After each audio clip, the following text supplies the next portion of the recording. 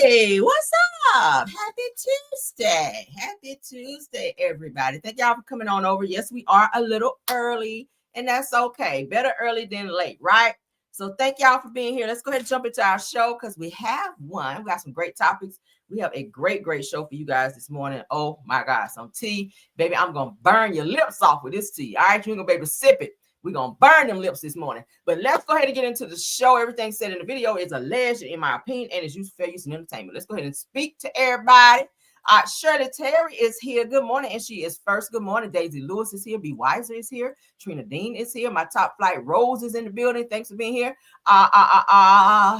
D Nice is here. Hey, D Nice. Big Steak is here. Felicia is here. Ronnie is here. Thanks for being here. Denise Slay is in the building. Thanks for being here. Carolyn Sharp is here. Good morning. Kim Naughton is here. Good morning. Shawnee's Darn is here. Living with Purpose is in the building. Brown Eyes is here. Playtime is here. Sexy Brown Bone said, good morning, gang. Good morning. Good morning, Tabitha Lester. Good morning. Good morning. Said more snow here in Chicago. Oh, it is freezing here and it's raining. It may turn to snow. I don't know, but it's freezing out. So you guys be safe outside, all right? If you got to be out. Consuela Patrick is here. Zamona Miller is here. Good morning. Marilyn LeBlanc is here. Teresa Williams is here. All right, Jennifer Dexter is here. Helen Thomas is in the building. Good morning, good morning, and good morning. All right, it says she ready. Yeah, we ready spaghetti. All right. I don't know why I feel so hyped this morning. But let's go ahead and get into our show, honey. Let me do one thing right quick. While you guys wait, I hope I ain't have y'all waiting too long. Baby, we got a good show for y'all this morning, Lord. Y'all, I got up last night, and typically I don't like to get out of my bed once I get in my bed to get comfortable, but unless it's like some boiling hot tea that I absolutely have to talk about.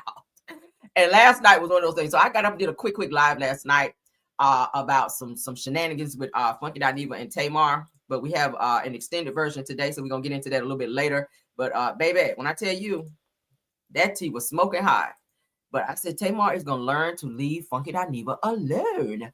After the day, damn, okay, because he is on ready for her ass. Immaculate Davis, good morning. Brenda Gresham, my other top flight, I see is in the building. Scorpion Miss, good morning, good morning. Who else we got? I see you, Carla Van Zandt. Good morning, everybody. All right, so let's jump on in. Everybody else is still coming in. We ain't gonna wait on them, honey. They still waiting on 9:30 because we're a little early, right? What time is it? 9:14? Yeah, we like 15 minutes early. It's all good. Let's jump in. Let's jump in. Hold up. Okay, yeah, you gotta go there. Ciao. All right, so we don't have a lot of politics because I want to get into the mess this morning. So let's go ahead and do that. First topic, let's get you pulled up. I want to sip my tea, but it's too damn hot, y'all. God knows. All right, let me take her down. Birdie Tulu Taylor, I see you, babe. Thanks for being here. All right, let's get into it. For those of you that's going to be doing some flying, just know about this new fee, honey. The TSA will be charging travelers. Y'all ready for this? Y'all know the holidays are among us. People going to be traveling for Christmas. New Year's coming up as well. So we're going to have a lot of people that's traveling, maybe abroad or just to go see family, whatever. So TSA will now charge a $45 fee for travelers without real ID. All right. It doesn't guarantee that you'll make it through security checkpoints. So if you have not got your real ID, I've been told you guys a while back about the deadline to get your real ID. A lot of people are still obviously waiting to get this done. If you don't have the star on your license, okay, you do not have a real ID. Most of everyone should. It took me going down to the DMV and saying, hey, I need to get a real ID. They said, let me see your license. Upon looking at my license, they saw the star on there and I already had it when I upgraded upgraded my license. Okay. So yeah, for those of you that have recently upgraded your license, you should have a real ID because it automatically does. You don't have to pay no extra fees and no shit like that. All right, so let's go ahead and get into it so y'all know what's going on. Beginning February 1st at airports nationwide, it might cost you an extra $45 to fly without a real ID. TSA now bumping the cost up after announcing last week it would cost travelers $18. The fee was necessary because we needed to modernize the system. We needed to make sure that the system is safe. Flyers without a real ID can pay the fee online before arriving at TSA checkpoints. They'll get an email to present to the TSA officer. So if you get to the airport and you don't have a real ID or another acceptable form of ID, and you haven't gone through the online verification process, and you happen to make it all the way to the TSA checkpoint there, they may pull you out of line and go through a verification process that could take up to 30 minutes and cost you $45. TSA officials say that fee covers the costs of modernizing the agency's identity verification program, which will be used to analyze a traveler's biographic or biometric information to verify their identity. But even then, it's not guaranteed they'll get through security. It's really all about security. It's really all about making sure that we have the safest system and making sure that we know who's processing through our airports and getting on board our flights. Well, that $45 fee will cover TSA checkpoint access for a 10-day period and can be used multiple times in that period. TSA officials say the best way to avoid the fee and any possible delay at the airport is to get a real. Beginning February 1st at airports nationwide. So y'all hear that? So if you don't have your real ID, go ahead and get that done so you don't get to the airport and be held up 30 minutes. Like, who want to do that and wind up probably damn near missing your flight? You know, a lot of y'all be getting there to the airport late anyway. TSA, that just depends on how fast the line is moving as to how fast you get through it. But make sure you have all of your information updated before you get to the airport, so you don't have to pay an additional $45 because you already got to pay for baggage when they weigh your shit. Y'all know that, okay? And that's high as hell as well. Among other things. So let's go ahead and get our business taken care of. If you plan to travel, get your real ID. All right, move right along. Get your real ID. All right, so as you guys know, since y'all President Trump took office, he's implementing some new rules. Child support is a new rule that's been put into place. I think we kind of touched on this a little bit back when they first started talking about it. But Trump's new child support law is, they're saying, crazy. So basically, check this out. According to America Credit Care, it says that basically, if you put someone on child support, so say a woman go put her baby daddy on child support, she will no longer be able to claim the children and or child on her taxes. Only the person who is paying the alleged child support will be able to file said child. Did y'all know that? This is a new rule that Trump is trying to implement. How do y'all feel about that? Your child live in your house. You're receiving child support. You wouldn't put child support on your baby daddy, okay, or baby mama, because you know some baby mamas have to pay if said father or child's father has custody of the kids. So whoever the parent is who has custody of the child, whichever parent goes down to file child support on said parent, then the other parent who is paying child support would be the parent to file said kids on their taxes. How y'all feel about that? This is Trump's shit going on. Trump put this into place. What y'all think about this? So Trump's new child support law will be crazy. Basically, if you put someone on child support, you will no longer be able to claim the child on your taxes. Only the person who is paying the child support can. That's crazy. So baby daddy can go, if you got 3 kids, baby daddy can go down there and file his taxes and put all 3 kids on the damn taxes and get that money back. So it's kind of like I'm giving you the child support, but I'm getting it back on the back end. That's kind of what it's giving. How you feel about that? That's a BS, right? Because think about it. A lot of times whenever, because child support is based on income of the person that's paying, right? So say that, because I know some people that's only getting like $25, $30 in child support. So how is it that if that child lives in my home and I'm paying for their clothing, lights, gas, everything that's all of the bills in the house, everything related to that child, I'm not going to necessarily get that back in child support. So you can go down and file this child or children on your taxes and get all of this money back. Okay, child credit and all that shit that comes with it. You can get all of this money back, like maybe a couple thousands maybe, and you ain't really paying shit, but like $25 here and there in child support if you paid it on time.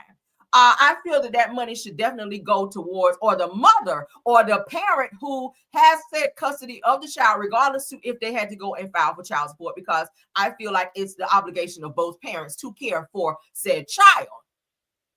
Now, whatever agreement you want to make with baby daddy, say, okay, if you got 4 kids, you claim 2, I claim 2, or if you want to split, whatever the case may be. But if the child lives in your home, I don't see and maybe Trump should just reverse this shit, because I'm gonna be honest with you, that's some total bullshit. If a mother is paying for groceries, there's a lot of things that go into that you got to add up in terms of caring for a child. Let's not even talk about if they're in sports. That shit right there.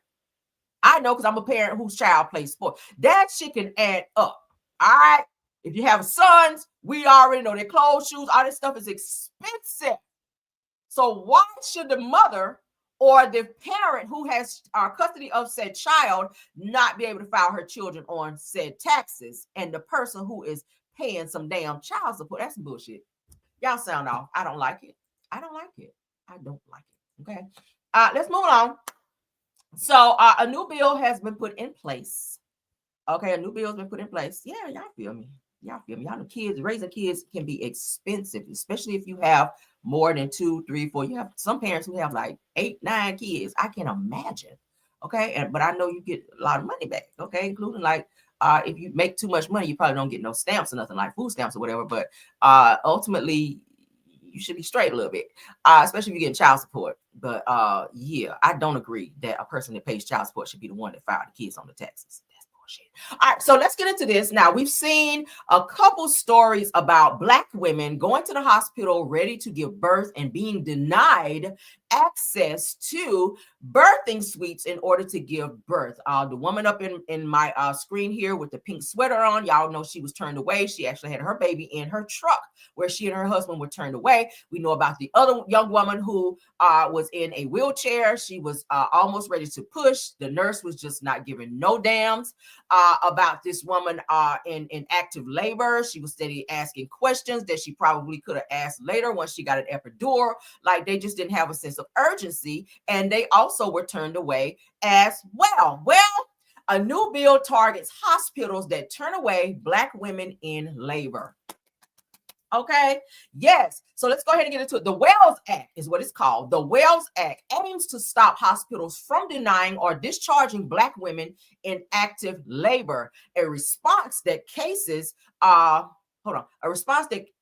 to cases where mothers were turned away and forced to give birth in unsafe conditions, right? Because anything could go on when a mother is giving birth. Things could look like it's going to be a smooth birth, and anything can happen. A cord could get wrapped around the neck. You don't want to be turned away from the hospital and giving birth in no damn car. A cord get wrapped around the neck. A person who is not well versed in giving, handling childbirth, that could be traumatic, or a child could wind up stillborn or have some type of complicated issues. So we have a few lawsuits that were filed from women who were turned away. Now, this bill requires hospital to justify discharges, assesses travel risk, and train staff on racial bias. Now, a step towards safer, accountable maternal care. I love that. Okay.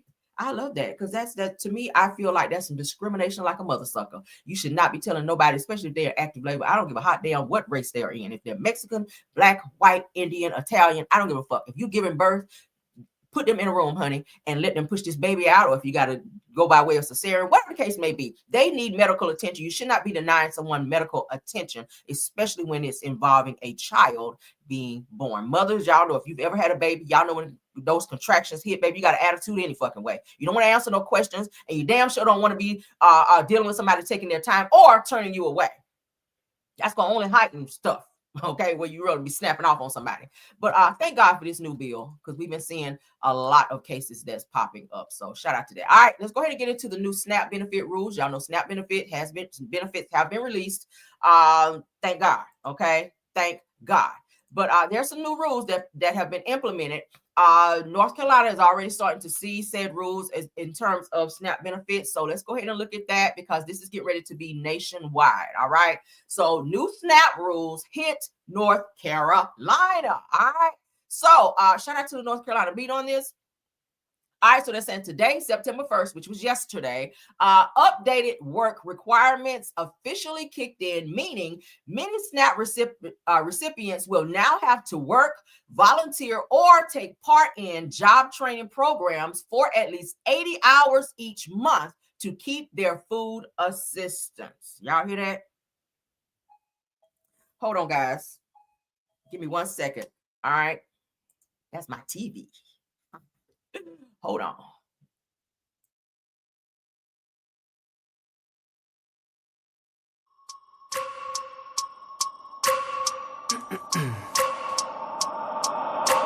I wake up every minute with a fever breeze. I push a mind to a limit where it needs to be. I work blind, got vision I don't need to see. I'm picking mind over matter, I believe in me. I need to find more hours in the day to breathe. Need to find more power in the way I be. And when my mind turns sour with the painful scenes, I need to scream out loud, I can't stop me. I wanna be the greatest like Rocky. You know I leave them all hating like a hobby. I'm out here making moves like a lobby. And if you ain't with me, it's your loss. See, I got my mind on the facts, I'm a python. Grab what I like real fast, stroke until I have everything I attack, everything that I lack, everything that I want, and I see matter of fact. Cause I'm my own worst enemy. Only if I let it be. I can control anything if I can just think carefully. I control my destiny. Deep up in my mind I manifest it. Every morning I wake up obsessed, and everything I do the best. And deep within my mind, you know I'll always manifest it.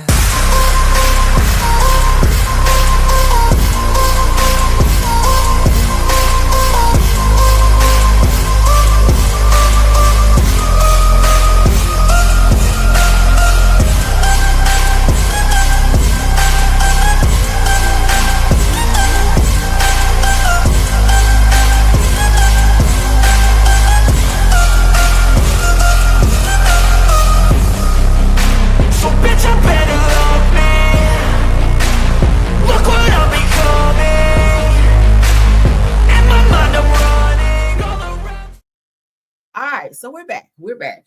Pardon me for that. I had to go handle that right quick. Okay. So the work rules already exist, but the changes signed into law by President Donald Trump earlier this summer will expand who must follow them. The biggest shifts include, y'all ready for this? So adults ages 55 to 64 will now be required to meet work guidelines. Parents without children under age 14 will also be included. Now, counties across North Carolina expect a major increase in people who must report monthly work activity. Y'all hear that? Y'all say I'm here real. Thanks for being here. All right, let's continue. So according to North Carolina Department of Health and Human Services, as many as 90,000 SNAP recipients across the state could be impacted by the expanded requirements. So they're trying to push people back into the workforce. It seems you're going to have to do some volunteering. You're going to have to get in 80 hours so that you can keep your benefits coming, pretty much. Okay. So those are the new rules if you guys were not aware of that. For those of you that receive SNAP benefits, this will be worldwide, but they have already released that for North Carolina as well. Somebody said that they're in North Carolina, they weren't required to do that. I'm not sure, but this is what they're saying. Shout out to North Carolina beat on that. All right, moving right along. Ooh, child, I ran up and down the stairs. All right, so let's continue. Okay, so private schools, another North Carolina law. Let's go ahead and get into that as well. I don't know how I feel about pow-pows being in the schools for teachers, but then you kind of have to look at it both ways because we have so many kids who are crazy, who also bring pow-pows to school. We have a lot of teachers who teach who do not feel safe. So we got to look at that and we got to take it into consideration. It's kind of like a catch-22, if you will. I would hate to know that my son's teacher would have to have a pow-pow in the drawer just to teach my son. Like, that's a lot, right? What in the world has going on with our world to where teachers cannot come to school and teach our children without having to have weapons such as that in order to feel safe at work? All right, so private schools can now allow armed teachers and staff. Wow, okay. That could be a catastrophe, but let's go ahead and read up. What do y'all think about that? I said we got it. What up, KBR?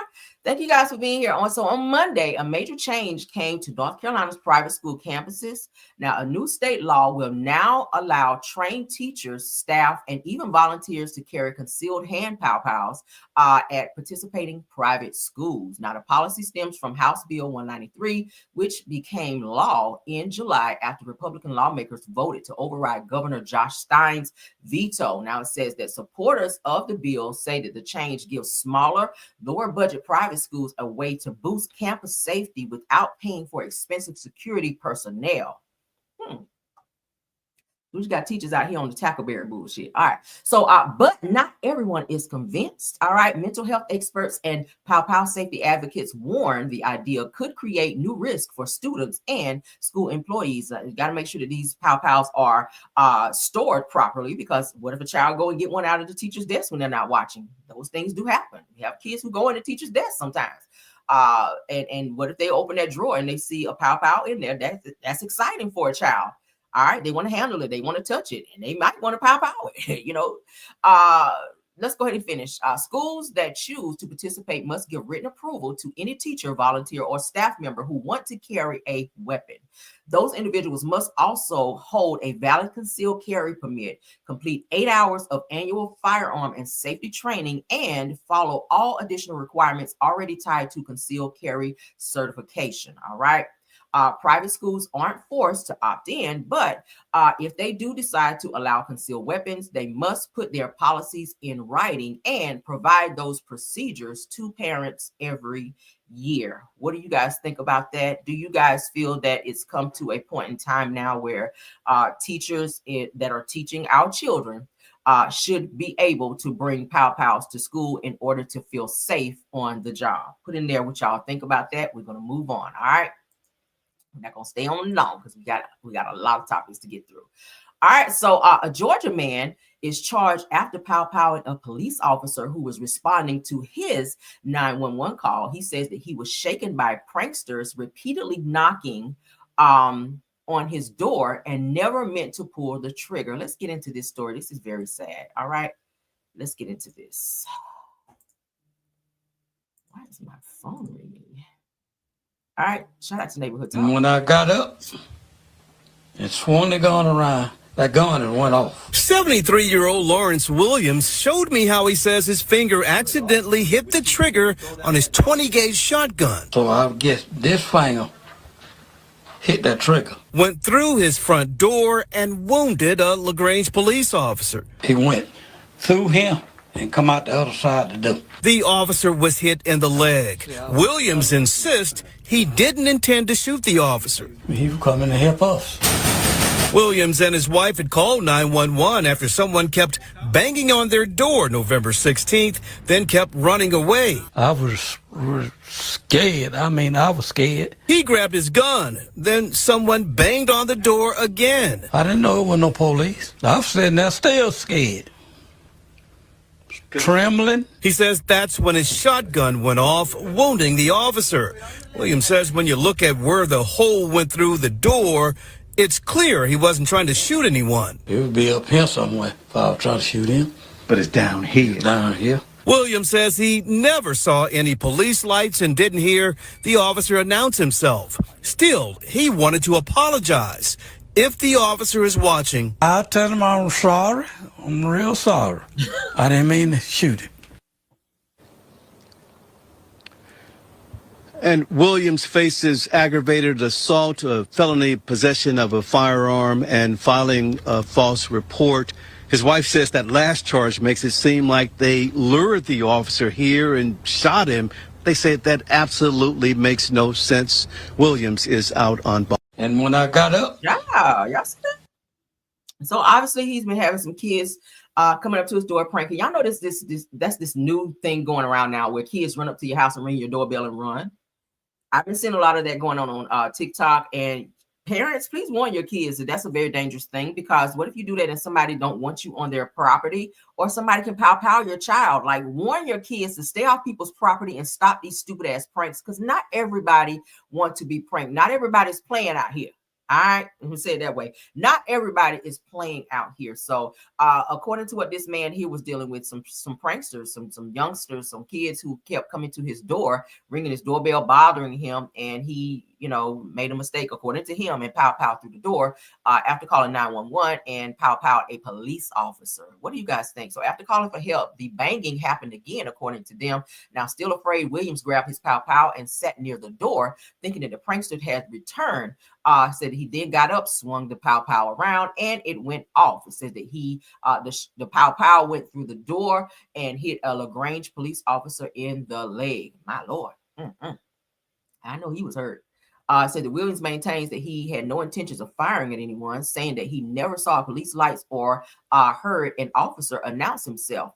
He added that he respects the law enforcement, having worked for the city of LaGrange for more than 30 years and alongside officers. Now, he is currently out on bond facing charges of aggravated assault, felony possession of a firearm, and filing a false police report. Williams and his wife say that the false report charge makes it seem like they tried to lure the officer, which they insist makes absolutely no sense. Y'all can go ahead and put in there what y'all think about that. I don't think he tried to lure him. I think maybe he was sick and tired of it. For him to sit by the door like these motherfuckers come back to the door is on and popping. So he was waiting for him so he could probably snatch that door real quick and see him. Because like I said, they will ring your doorbell or knock on the door and run. We see a lot of that happening. So parents, warn your kids. They see that's why they're idle. These kids are so idle to where you have nothing else to do but go on someone's property and knock on their door and take off running, or ring the doorbell, what they call it, ding dong doorbell, something crazy like that. Ring the doorbell and then take off running. And I think the shit is funny. And they video this stuff and post it on social media for like clicks and giggles. And it's really not funny because we have people who will shoot through the door, like pop out through the door. So warn your kids, honey, so we don't, be out here trying to get no t-shirts printed and no balloon releases, okay, and slow singing and flower bringing because your kids is out here on some bullshit. All right, let's continue. All right, so women, let's talk about this. Women. How do you feel about, say you're going out somewhere, you and your husband, and you're meeting some friends, and another female walks up in order to greet you. They greet you, and then she greets your husband, but she hugs your husband chest to chest. Most of the time you do like a side hug, which is respectable. Okay. So what do you feel is a respectable greet when you and your man go out and there's another female or other females there that greet your significant other? Do you want them to do a side hug? Do you want them to do a handshake? How do you feel it's appropriate for one to greet another person? This woman here says it is inappropriate to hug another woman's husband chest to chest. Be respectful. Let's get into this. We're gonna talk about this a little bit. Stop hugging people's husband chest to chest. Don't do that around these parts. Stop hugging people's husbands chest to chest, especially when the man is trying to be respectful. Here you go, coming front to front. Stop doing it. Be careful. Stop hugging people's husbands chest to chest. Be respectful. Be respectful. Stop hugging people. That's one of those don't get popped. Be respectful tones right there. Okay. It sounds like she is talking directly to someone when she said that. So what do y'all think? I agree. If I'm out somewhere, and you just happen to maybe my significant other, say, "Hi, you went to school with them," or something like that. I don't mind. You can speak. I don't care. But don't come up with the whole full, arms around like this, hugging chest. That's a little disrespectful. If I'm there, I'm absolutely going to say something. And I'm probably going to take your arm and move it like that and be like, okay. But really, I don't have to, because my husband already know if we're out somewhere, he ain't going to let no shit like that happen anyway, because he already know I'm a pop off queen. I don't play that shit at all. Please don't do that. Okay. But I do feel like maybe a side hug, if you know said person and the other person feel comfortable with it, a side hug, like a little church side hug, maybe that's okay. Maybe a pound, maybe a handshake. Handshake is usually the way to go when you're greeting someone, or just a simple hello and a head nod to let a person know that you are acknowledging their presence, or just saying hello. But you do have some people that will go too far and cross certain boundaries, and they're not comfortable with you being on their said significant other in that way. What do you guys feel about that? Yeah, my husband will check it. I don't really, before I can even say something, I know he would already be like, whoa, like, hey, fuck up, but at the end of the day, it's a way to do things. You want to be respectful to your spouse, just like you would not like, even if you knew another person, maybe if it's a guy, you wouldn't want a guy coming up and grabbing you and giving you a whole, front hug like this and just kind of holding you and embracing you with your man standing there. I think that will make your man feel a bit uncomfortable. Not to say that he's, insecure. It has nothing to do with that. It's just about respect. You do not want to put your significant other in a position to feel like he has to speak up on something when you should check that shit at the door, right? Y'all feel me on that? So I agree. Yeah, side hug. Side hug is side hug is good. Like, hey, how you doing? How your day going? All right, and limit that side hug to just a couple seconds. If you still over here 2, 3, 4, 5 seconds, like what the fuck is this? All right, but yeah. So a side hug is cool. I don't mind that. Handshake is always a good way to go. Head nod. Hi, how you doing? I'm good with that. Hey, how you doing? I'll do that. But yeah, so let's be respectful, all right? Because nobody out here scrapping. It's about to be the holidays. I don't want nobody in jail for Christmas and whatnot. Because somebody done went upside your damn dome for disrespecting their significant other. All right, so let's get into this next post with Malaga Grams. You guys know who she is. She is a blogger who was sued by Megan Thee Stallion for defamation, where she was working with Tory Lanez to put out very defamatory posts, comments, whatever the case may be about Megan Thee Stallion. And she took her ass to court. And let's go ahead and get into it because now she's responded after the jury awards Megan Thee Stallion almost $60,000. So Malaga Grams, you got to pay up, sis. Okay. Now, Megan was requesting more money from the court, but they did give her $60K. I'm gonna be honest with you. Do I think that Malaga Grams got $60,000? No, but I do think that this would be a very expensive lesson for her to pretty much watch what type of content she put out about other celebrities, just anyone. You want to verify the information that you put out. Not every time that you put something out is going to be 100%. There have been times even I've had to come back on my videos and say, okay, guys, I got this wrong. And I'm not above doing that because no one's perfect. Sometimes you get news and you don't get all the information, or you get sometimes the wrong information. It's big of you as a blogger to go back and correct yourself on the same platform that you gave the wrong information. I'm not above that. It's not embarrassing. No one's perfect. I do it all the time. But Malaga Grams, she was, I think, intentionally putting out negative things about Megan Thee Stallion that she felt was very defamatory and that would embarrass her and make her look a certain type of way on the strength of Tory Lanez. Of course, he was paying her as well. And it kind of backfired on her once Megan decided to go after her for defamation. So let's hear what she had to say because she responded. Shout out to All About the Tea on this. All right. Yeah. So, thank you. I feel the love and the positivity. Honestly, the only thing that I wanted to say to you guys was thank you. I am filled with so much gratitude because so many of you guys have supported me in real life. You know, y'all are real people. Y'all done came up to the courthouse and been able to hug on me and love on me. Y'all have sent me so many encouraging words, not just today, but today included. And I'm so thankful to you. I feel so grateful. Like, I can't even put into words how ecstatic I am and how grateful I am to have people like you in my corner. Y'all are every fucking thing. Honestly, that was it. I just want to tell y'all thank you because y'all so fucking real, you know? And the mob reigns supreme. And new media is something that a lot of people did not understand, but certain things have to happen so that things can be solidified. And I think that one of the biggest things in this whole situation is the fact that a jury was left to decide if, you know, the spaces that we operate in deserve a certain type of respect. And they decided that we do. And I think that's a big deal. So I'm so happy about that. And yeah, I'm just really, really grateful, you know. But what else do I want to say? I don't want to say too much, obviously, but I think that all right, so y'all heard her. So according to what they're saying, Malaga Grams, who is a content creator, is speaking out after the jury returned a verdict of $59,000 in Megan Thee Stallion's lawsuit. The defamation claim was dropped completely once the jury determined that Malaga qualifies as media, a key ruling that narrowed the case and set an important precedent for independent commentators. So it was kind of like a win-win for both.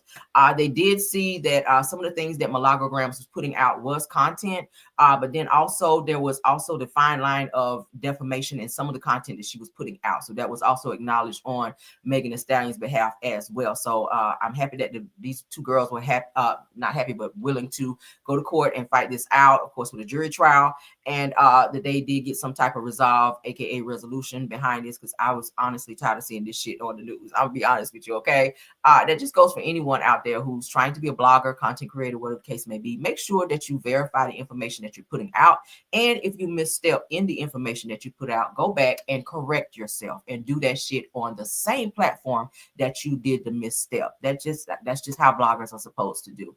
Sometimes I see things where people post things that are just not correct. I'm not going to go on your platform and tell you shit. That's on you. But as far as it goes with me, if I misstep on any type of content that I put out, I'm going to come back and correct it. And I'm going to say, hey guys, my bad. That was bad on my part. Let me go ahead and correct this because I reported on this the other day. You guys may have heard me say that a few times, and I'm not above that. Everybody is not above being, approached and or corrected. And sometimes you have to do that shit. And that shows that you are growing as a commentator or, a content creator when you're able to do that, because you're not going to always get the shit right.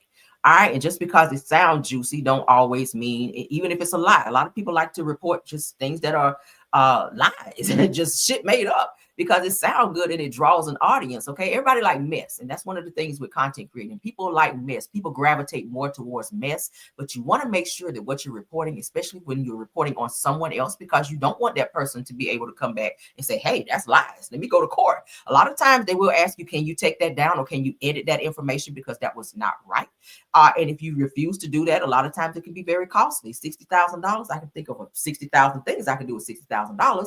But sometimes pride, honey, pride will have your ass outside, as they say. So let's be very much so aware of what we're doing. Okay, let's move along. All right. So I don't know who ordained this person to be a deacon. But when I saw the picture, I was like, what church is this? So I know not to ever frequent there, because this dude, he look like he'll stick you up. You up there trying to get prayer, child, in the prayer line, and he all digging in your pockets and shit. But our church deacon is sentenced to 8 years for robbing a man at Pow Point during a grinder hookup. Y'all know what grinder is, honey, when you're going on there looking for a significant other. Okay, most of the time grinder, they have the on there. Okay. So according to prosecutors, y'all see this? Do he look like a deacon to y'all? Give me 1 second, y'all. Give me 1 second. Ooh, you can open.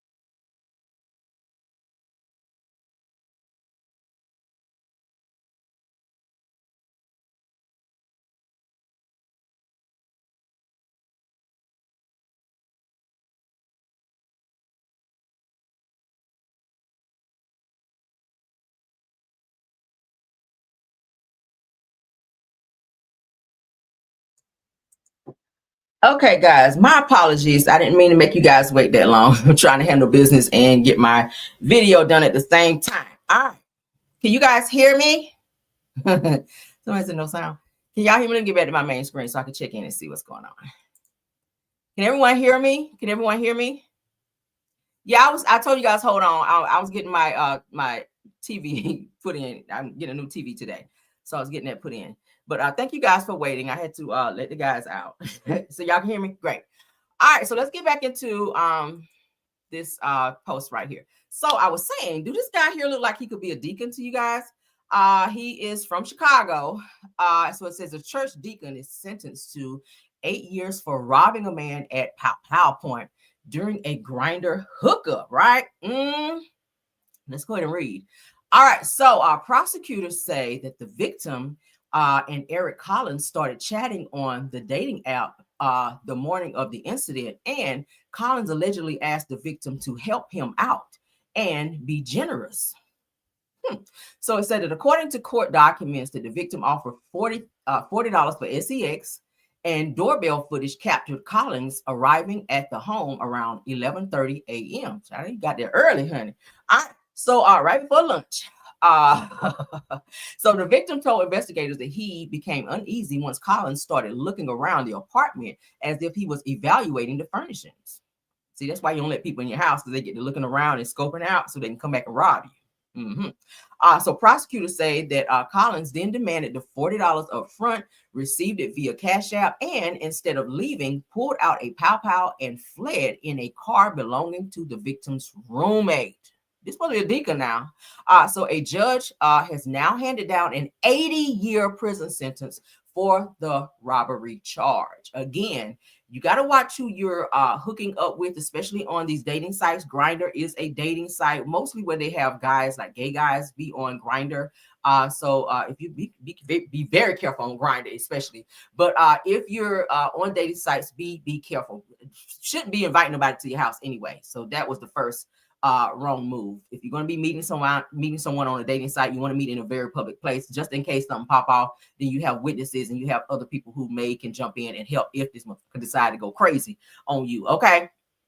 But yeah, so you offer $40. So now this sounded like prostitution, because anytime you pay for sexual anything, that's prostitution. So I'm not sure why you're paying someone from Grindr that you met $40 for some sex. Crazy. And then this person comes in and not only took your money, but scoping your home and was able to get away with your roommate's car as well. Mind you, it's supposed to be a whole deacon. All right. Damn. So we just talked about yesterday a pastor, a bishop, who was caught trying to lure a 16-year-old boy to a park, okay, for sexual bullshit. And now today we're talking about a deacon who's out here robbing people. What is going on with people in the church? It's given that you got to watch not only church people, but people from the street as well, right? Child. All right, let's get into this next topic. All right, Pastor Sweet Draws and his new wife, Shani O'Neal, okay? Maybe I shouldn't call him that. But anywho, let's get into it. According to Black Love, now they said in marriages and in blended families, we are coming to the table with all of our backstory, experiences, and influences, and they're not always the same. It said that the First Lady, Shani O'Neal, it's weird for me to call her First Lady after seeing her on Basketball Wives. I'm just like, what the hell? But First Lady, for First Lady Shani and Pastor Keon, their parents raised them differently, but they made an effort to respect each other's differences and parenting styles so their marriage and their children can thrive. Let's go ahead and hear what they had to say. All right. Shout out to Black Love. So my father was one of those dads where if there were any issues, it was sit down at the table and we're going to talk about it. At the end of the day,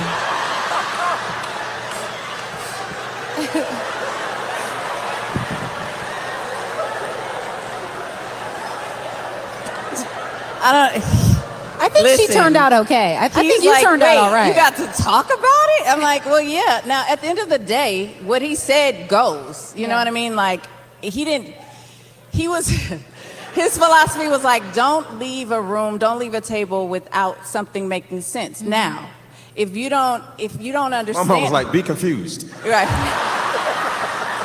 Be completely confused. Yeah, no. That was not my house. That was not my story. So we got to understand, even if we didn't like it. Mm-hmm.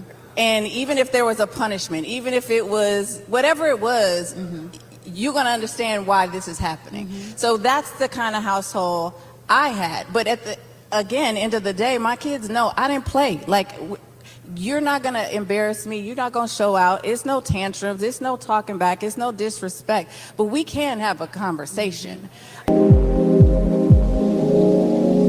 So my father was one of those dads where if there were any issues, it was sit down at the table and we're going to talk about it. Y'all hear that? So what do y'all think about that? What do y'all think about what Shani had to say? They're basically two different people, two different worlds being brought into the same circle here where they're trying to, y'all know Pastor Keon has children of his own from a previous marriage. Of course, y'all know Shani has kids with ex-husband Shaq. They were raised differently. She's still trying to mold into this whole first lady, I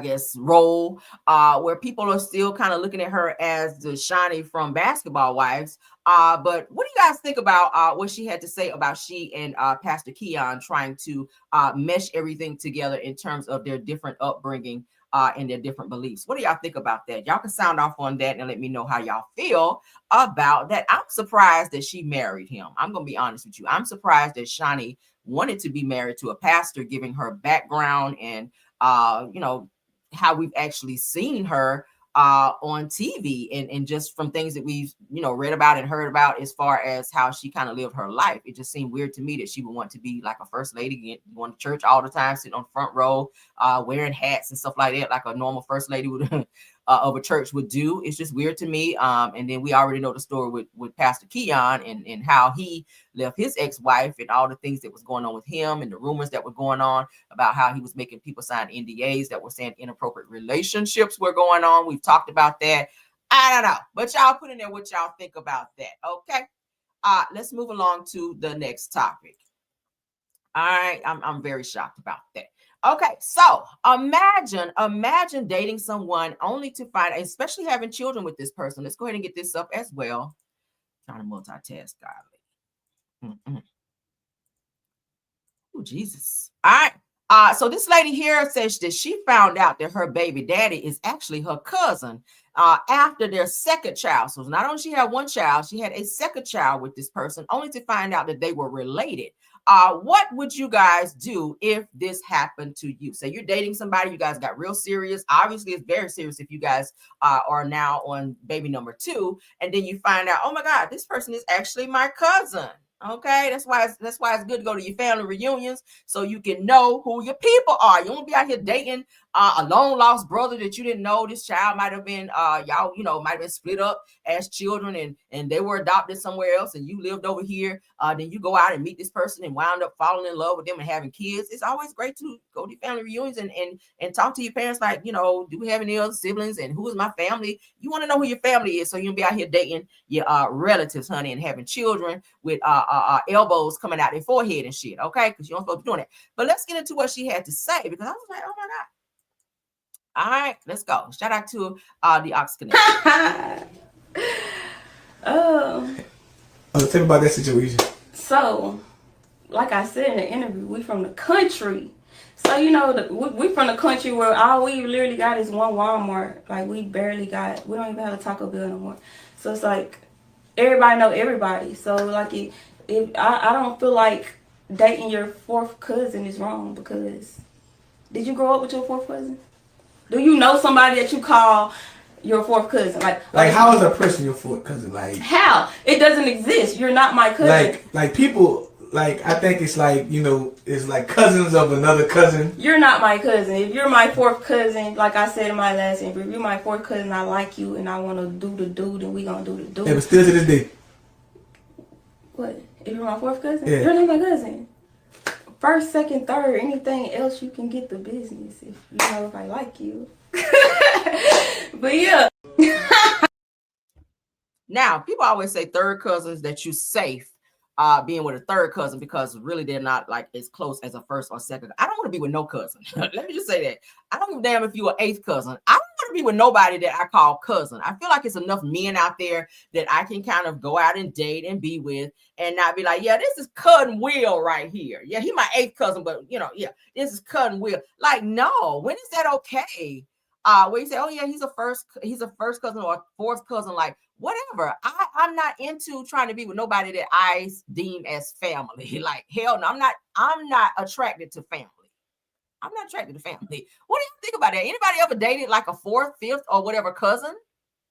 Yeah, I'm pretty sure you're not gonna put that shit in the chat. But said that she found out that he is her 4th cousin after having 2 kids, and she obviously does not care because obviously they're so far in. They are both feet in on this thing. They have 2 kids together, so she's like, look, whatever has happened has happened. We're gonna go ahead and roll with this thing. That's cousin whatever, but we just gonna keep going. What y'all think about that? Anybody ever did that?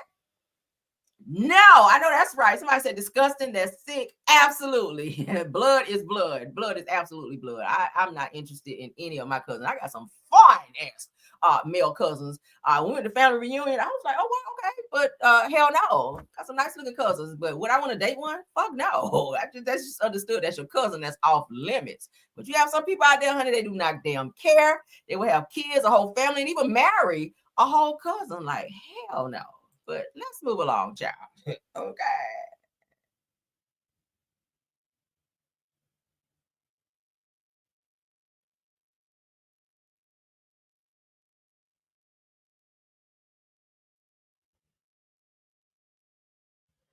Give me a second.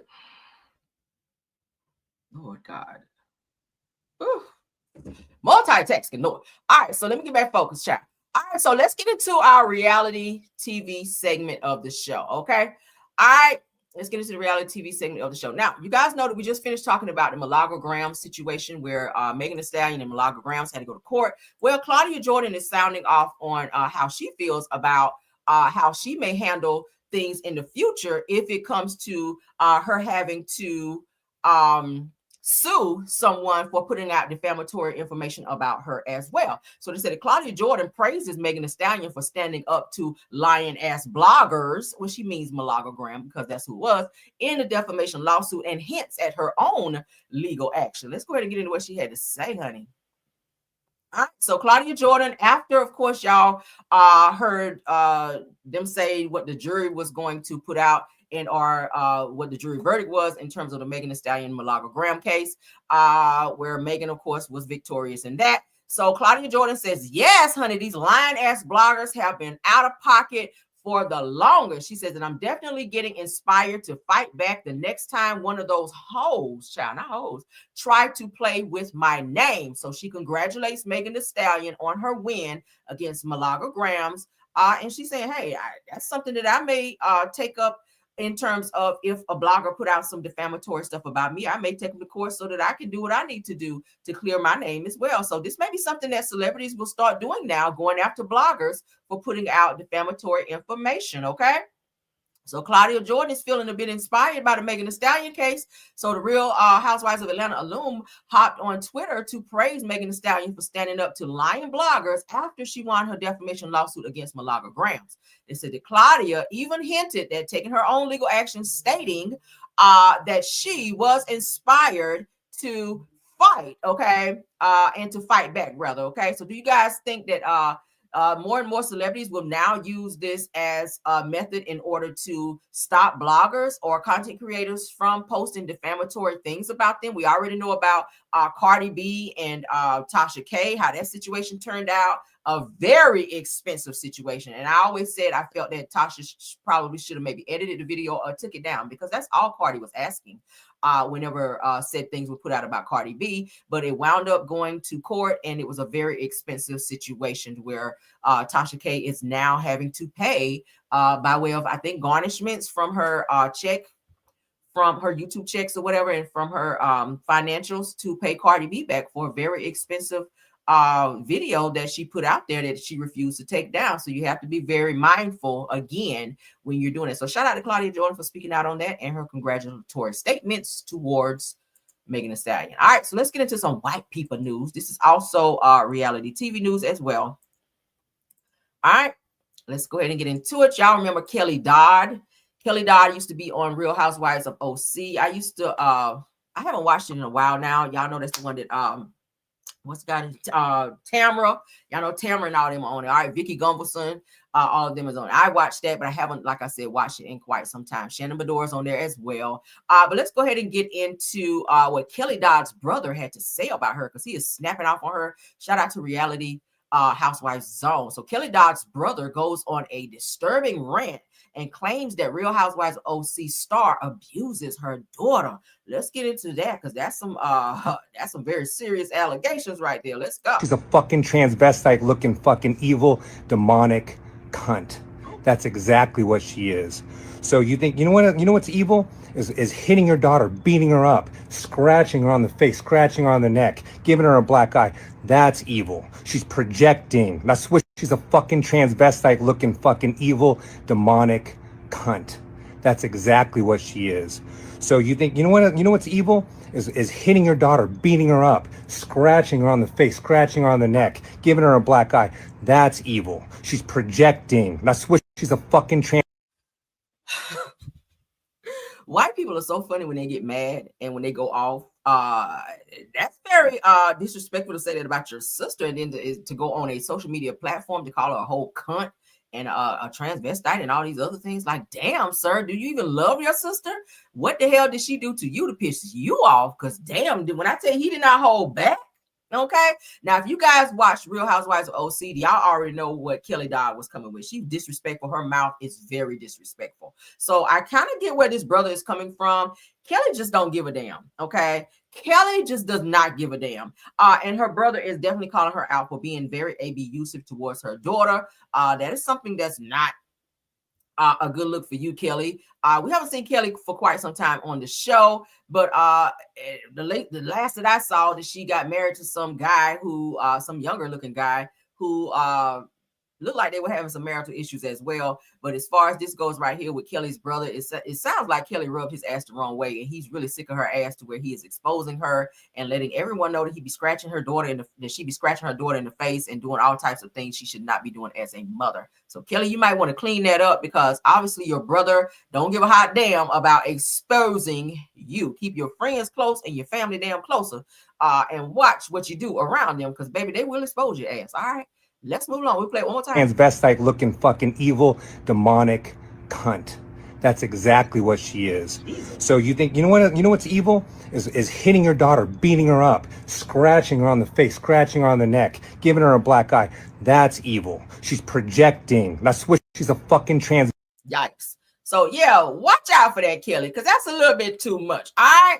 Now, let's get into some Todd and Candy news, because now Andy Cohen has inserted himself to see if he can help fix this situation, but more so by means of his platform. Let's get into it according to Braxton Family Value Fan Post. Let's take a look. All right, so you guys know that Candy and Todd are going through a divorce, right? Well, Andy Cohen, honey, is speaking out, and he is not happy about Candy and Todd's news. So he wants them to be together, honey, because I'm saying too that I would like for them to fix things, but Todd is playing hardball, and Todd, honey, wants full custody of the kids, because we know that full custody comes with what? Child support. He's also saying that the kids already live with him. Candy is not there with the kids because she's gone for months at a time, so he's using that. He's also going back and trying to challenge the prenup as well, as I told you guys yesterday. I'm so tired of talking about this shit. I really hope they figure this out. But according to Andy Cohen, he shared that he was extremely disappointed with everything that came out, and admitted that he even reached out to Candy personally to see if she would consider returning to the show, meaning Real Housewives of Atlanta, so that fans could watch how things play out. Now, if you guys watched Candy's video the other day, where she finally spoke out after announcing that there was a divorce that was filed by her, of course, like a week or so ago now, Candy did say, hey, I'm kind of going through it. This is, I'm having moments where I'm crying, I'm up and down. This is not easy for her to deal with. She and Todd have been married for 11 years. They're having to split everything as far as the children, with Todd now coming after her finances and trying to challenge this prenup, trying to take the kids away from her. It's a lot, including other rumors circulating that Todd may have an outside child. There's a lot that Candy is dealing with under the surface, all right? So for her to be on a platform like Real Housewives of Atlanta to play cutesy and happy face with the other girls when she's under this type of tension and stress, going through a divorce. That can't be easy for her. But Andy is saying, hey, why don't you bring it to the show? This would be great for the show as far as ratings. Maybe this is not a great idea if she's having crying spells and she's going through as much stress as she's saying she is. I don't think Kandi wants to be on any platform where she has to do that. Hell, she barely got through her live explaining what she was dealing with Todd behind the scenes with this damn divorce. Right. So Andy is asking Kandi to come back to the show. Kandi has declined. She was saying that she don't know if she will ever be back on the show again. So I don't know what the hell happened. Of course, with Phaedra being on there, she's already said she does not wish to film on the same platform as Phaedra, since Phaedra put the lie out about her having this SDX dungeon and drugging women and doing all these crazy different things that she was saying that she was doing. So once they found out those were lies, Kandi made it very much so known she does not ever wish to film on or be on any television show or any platform with Phaedra. So y'all know that Phaedra is on the show. So I don't know how Andy thinks that situation is going to work to bring Kandi back. So are you willing to let Phaedra go in order to bring Kandi back? How's that going to work? But Kandi isn't sure if she ever wants to return, as I just told you guys, especially with so much weighing on her right now. She feels adding the stress of reality TV on top of everything else might be a bit too much. I agree. Girl, no. So they said it is giving, protecting my peace, and honestly, who can blame her? I'll be honest with you, a lot of reality TV marriages end on TV. Okay, that's why they say you might not want to bring your marriages or your significant other and or boo on TV like that, and go public and put everybody in your business like that, because most of the time this shit don't work out. Look at Mel and Martell. Look at Kandi and Todd here on the screen. Look at Phaedra and Apollo. Like, we can keep going, right? Look at Dr. Jackie and her husband, Curtis. I mean, they're still together, but they still had that hiccup where Curtis was out cheating and they almost got divorced. Who else? Look at somebody else on Married to Medicine. Dr. Not Simone, but what's the other one? I can't remember her name. The one that got into it with Heavenly. But we've seen so many. We've seen so many. Contessa, Dr. Contessa and her husband, okay? They had a moment where Dr. Contessa actually went out and filed for divorce, and then she quietly decided not to file for divorce anymore. So not everybody, like I was telling you guys with Kandi and Todd, just because you file for divorce doesn't mean you're going to go through with it. A lot of times people file for divorce to wake a person up. Case in point, Judge Mathis and his wife, they're still together. They're happy. Every time you see him, he's smiling, child. You can see all 87 damn teeth when he's out with his wife, Linda, now, after she filed for that damn divorce and woke his ass up because he married her with no fucking prenup. And we all know Judge Mathis is rolling in money. So she stood to take damn near everything he fucking had if she would have gone through with the divorce. But reality TV is definitely doomsday to a lot of marriages. We've seen it across the board on some of you guys' favorite shows. But I don't think that was great advice for Andy to reach out to Kandi while she's going through such a tumultuous time with this divorce with Todd, while they're still trying to figure shit out. Like, you don't want to be around bitches who going to be coming for you and your family and all in your damn business and starting beef with you while you're dealing with other surface level bullshit with significant other that you're trying to figure out. Do you want to be with this motherfucker anymore, or do you want to move on with your life? Right. So yeah, Andy, I think that you more so looking at trying to get a coin and ratings out of this shit. He's been sitting back watching the show like really lackluster in terms of the ratings for Real Housewives of Atlanta. So I guess he feels that by Kandi coming back and this whole information about Kandi and Todd's divorce could probably boost ratings for the show. But Candy's like, I ain't interested in that shit. And I respect that. Okay. And so should Andy, which I think moving right along. Yeah, I agree. All right, I know y'all lying. Scorpion Miss, my mom says that we got 176 people in my chat. 176 likes and 379 people in my chat watching. We got 380 people watching me and only 176 likes. I know you motherfucking lying. Let's get the likes up. Let me go ahead and get my jam session in right quick before we move along, because y'all are tripping. All right. Y'all know we're giving y'all some good tea, some great news that you can use. Let's go ahead and get the likes up, guys. All right. Stop playing with the likes. Let's get it. All right. Hey, fast. Let me move this up fast. I need y'all to dance on over to the light. Let's go. Let's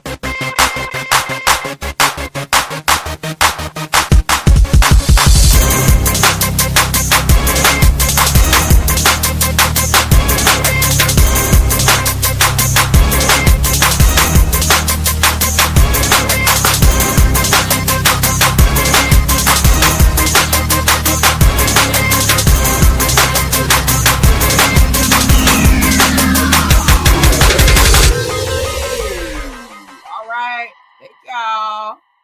Thank y'all. Thank y'all. Thank y'all for the likes. All right, let's keep tapping on that like button so we can support the video and push it to the algorithm. All right, let's continue on with the show. We got some bush watchers, and that's fine. If y'all want to be in the bushes, I don't mind. But just tap the like. It's free. Likes are free. When you hit the like button and you go over and look into your bank account, guess what? Ain't shit coming out. I done told y'all. It's free. And I don't be asking y'all for cash apps and super stickers unless you want to give them. Great. All right. But we don't press you for money over here on my channel, and nothing against nobody else to do. But the only thing I ask for on my channel are likes. Okay. That's the least you can do. If you're watching me, hit the like button. Like, why are you here if you don't want to support the video and or channel? Okay. Hit the like button. It's so simple, especially if you're in my chat right now, because we're on subscribers mode, which means that everyone that's in my chat right now are subscribers. So my subscribers especially should hit the like button first, right? We shouldn't even be having this conversation right now. But let's get back to my show. All right. Moving right along. All right, so Nene Leakes, honey. Nene Leakes is next up on the chopping block. All right, so let's get this post up. You guys may remember. Why did I put this background up? I guess we'll keep it up. All right, that's something I uploaded earlier. But let's go ahead and put that up, child. I was playing with some backgrounds. So I said, okay. Didn't even know I clicked on the shit, but let's put it up.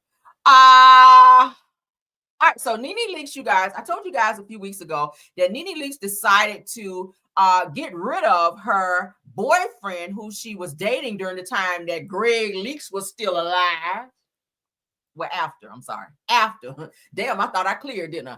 Wrong information. All right, let me start over, because she was dating a little young dude, all right, that had a like a little Atlanta pub or whatever during the time that Greg was alive. So this guy she dated after Greg passed away, but this guy here is the guy that was married. Let me get my information straight. So this guy right here, Nia Sella, is the guy that Nene dated after Greg passed away. And this guy is from North Carolina. He and his wife were married during the time that Nene Leakes started dating this guy, Nia Sella, okay? He was lying to his wife, telling his wife that he was going out of town with his boys to hang out in, I think, Florida, when really he and Nene were traveling out of town to canoodle and do things that they should not be doing. Upon the wife finding out, she did file a alienation of affection case against Nene Leakes, at which that I think got dropped or it went nowhere. But Nia Sella has since divorced his wife. He does have a child with said wife.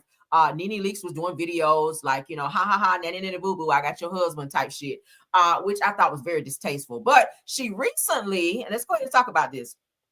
Nene Leakes recently went public to say that she was ending her relationship with her boyfriend, Nia Sella, calling him an obsessive cheater and claiming that he was bad in bed. Y'all remember I reported this, and financially unstable. So she goes on to say that according to Nene, that she feels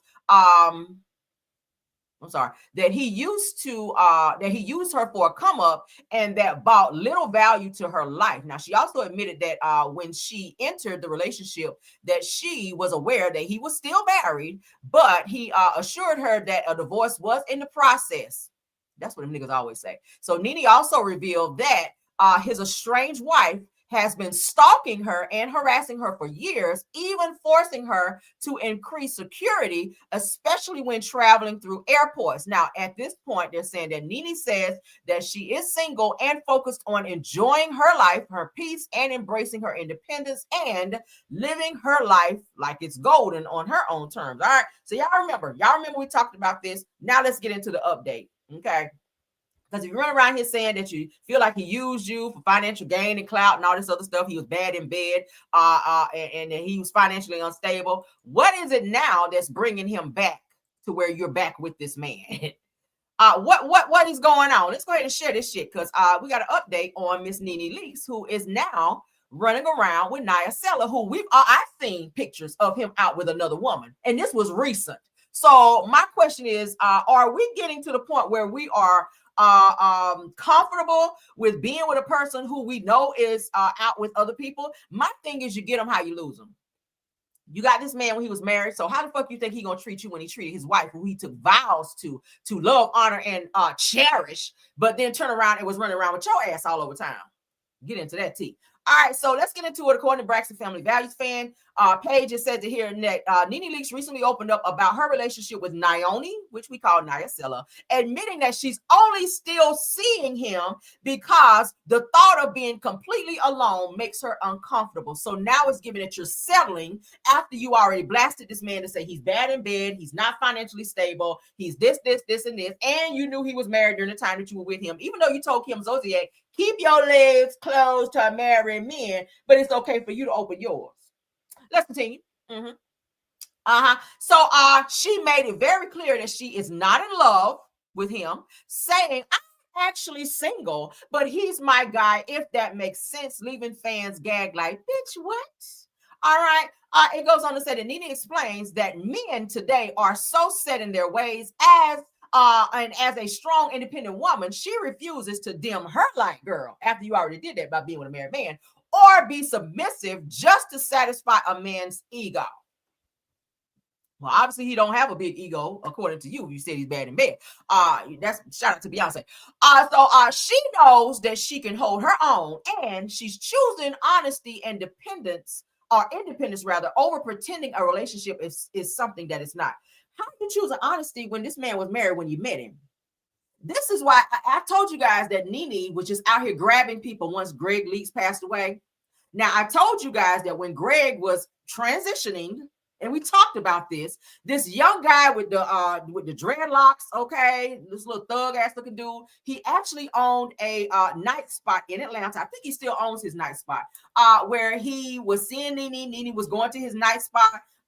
Nene was actually spending nights at his place because he snuck a picture of Nene with just a t-shirt and her panties on, okay, in his bed, mind you, cuddled up with him while Greg was home transitioning. Now, I don't know if that was an arrangement that Greg said, look, I know I'm about out of here. Go on out and have your fun. Don't be worried about me, child. I'm going to be right here when you get home. I don't know if that was the arrangement. She was flying out of town with this man as well while Greg was home transitioning.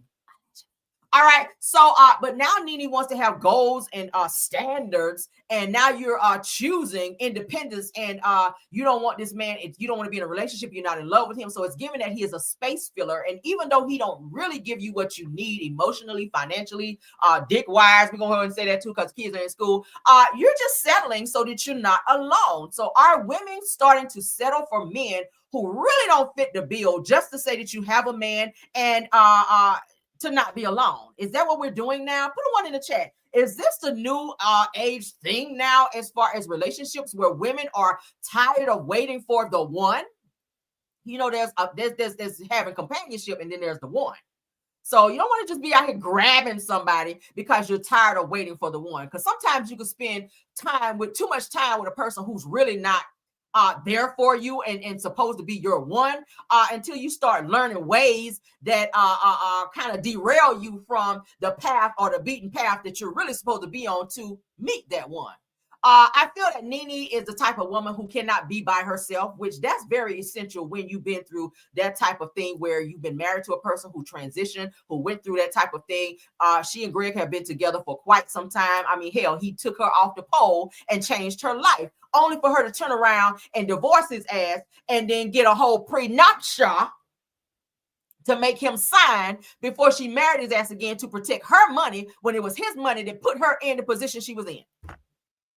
Get that tea, okay? Catch that tea. What do y'all think about that? Why is my phone ringing again? Give me 1 second. This is my husband. I'm sorry.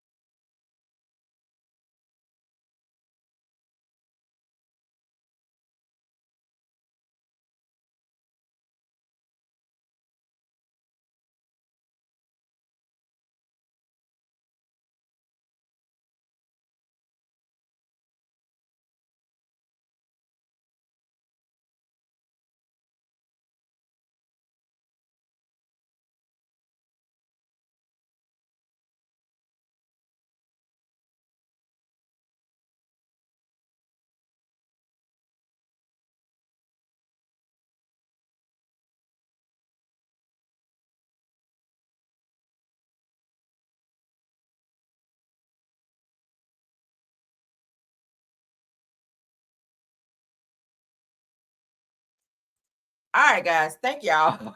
I'm so sorry. I usually do not like to answer my phone when that's happening, but today it's kind of chaotic. So thank y'all. My husband's calling in to check to make sure TV and all this shit is straight. But anywho, all right. So what do y'all think about the situation with Nene? Again, I feel like Nene is the type of woman, kind of like Cynthia Bailey, who cannot be the type of woman who cannot be alone, who has to have some type of companionship, even if it fits the bill, or even if this person is a right fit for you. I just read to you guys what Nene said. This man is not financially stable. He has a lot of things. So that means if y'all go out to eat, you got to pull your wallet out every time because he ain't got it. Like if y'all go on a trip, you got to pull your card out. Like that's gonna be frustrating. This man has a whole boutique in Atlanta. I saw. So what the hell is going on with his finances? I mean, he is a Nigerian. And nothing against nobody. If you Nigerian in my chat, it's nothing personally against you, but we already know what Simon was into. He and Simon are also friends as well. So y'all know, honey, they say Nigerians have this little thing about them that is scamming. Okay, they be into the scamming type thing. So maybe he presented himself as this wealthy individual when he met Nene, because Nene like a man with a little coin. Okay, like all women do. I like a man with a coin. But at the end of the day, I feel like Nene at the time, she was going through, still going through this deep grief of losing Greg. And this nigga here came along and said the right things to her. And she decided to go and be with him, even though he had a whole wife at home. So the fact that he deceived you in the beginning, and because Nene said that in the beginning, she didn't even know he was married. So in the fact that he deceived you and didn't even tell you had a whole wife at home, I would have not fooled his ass at all after that, because that let me know if you lie about that, what else are you not telling me? And the fact that we've seen him out publicly with a much younger woman, real pretty young girl with like pretty long hair. She looks like she might be Puerto Rican or something like that. While Nene was out, you know, claiming him as her boyfriend. So this Naya Celeb gives that he is a whole dog and a clout chaser. And the nigga is just out here looking for someone to just dig out, if you will. All right. He want to be balls deep up in Nene and other women. And I feel like Nene is going to put up with that shit because she don't want to be alone. And that could be very toxic behavior. Make sure you go to the clinic too, girl. All right. But thank y'all for that post. And let's move along. Chris Samuels is speaking out. Okay. Shout out to the Real Housewives of Potomac fan page, because that's where I saw it. Let's get into it, honey, because we are still in reality TV.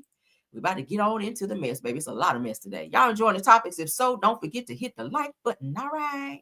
Moving right along. Shout out again to the, as you guys can see here, Real Housewives of Potomac US fan page. Let's get into it, because Chris Samuels, who was recently married to Monique Samuels, okay, says that you are goddamn lie. Okay, when Stacy, Stank Breath Stacy, as they call her on the show, child, like Stank Breath Stacy, was out here telling things about she and Chris Samuels in terms of them having some type of relationship.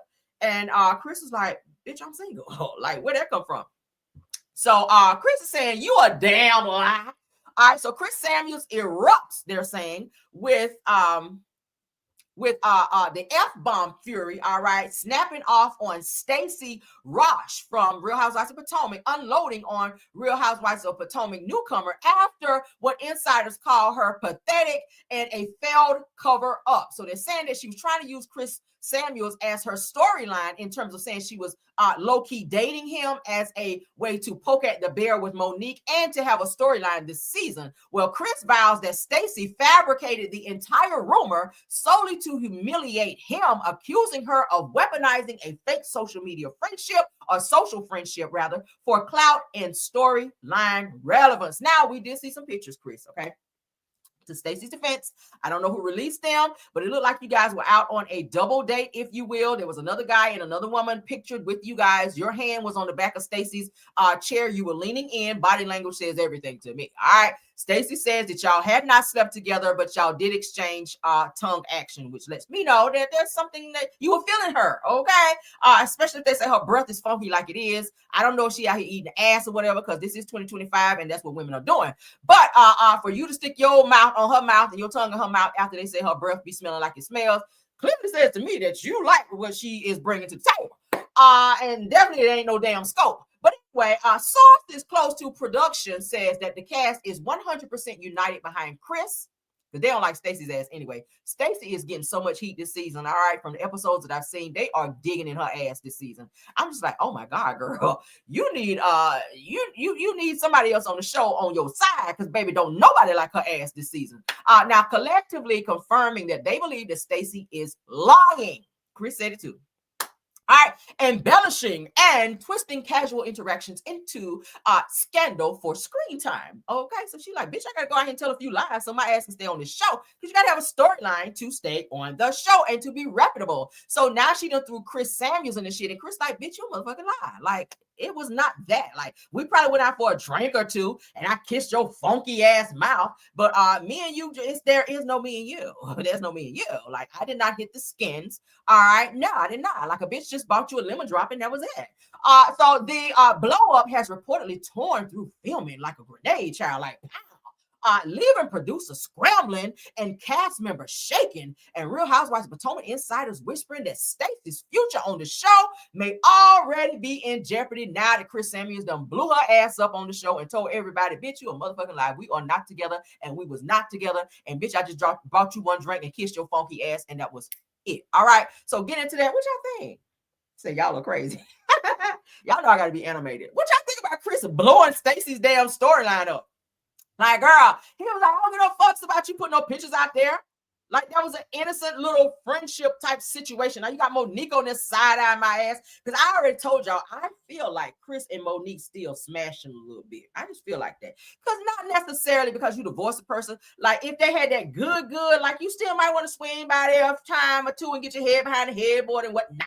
Get your wig towed back a little bit. Get your lace front peeled up on the sides just a little bit if he knocking that thing out right.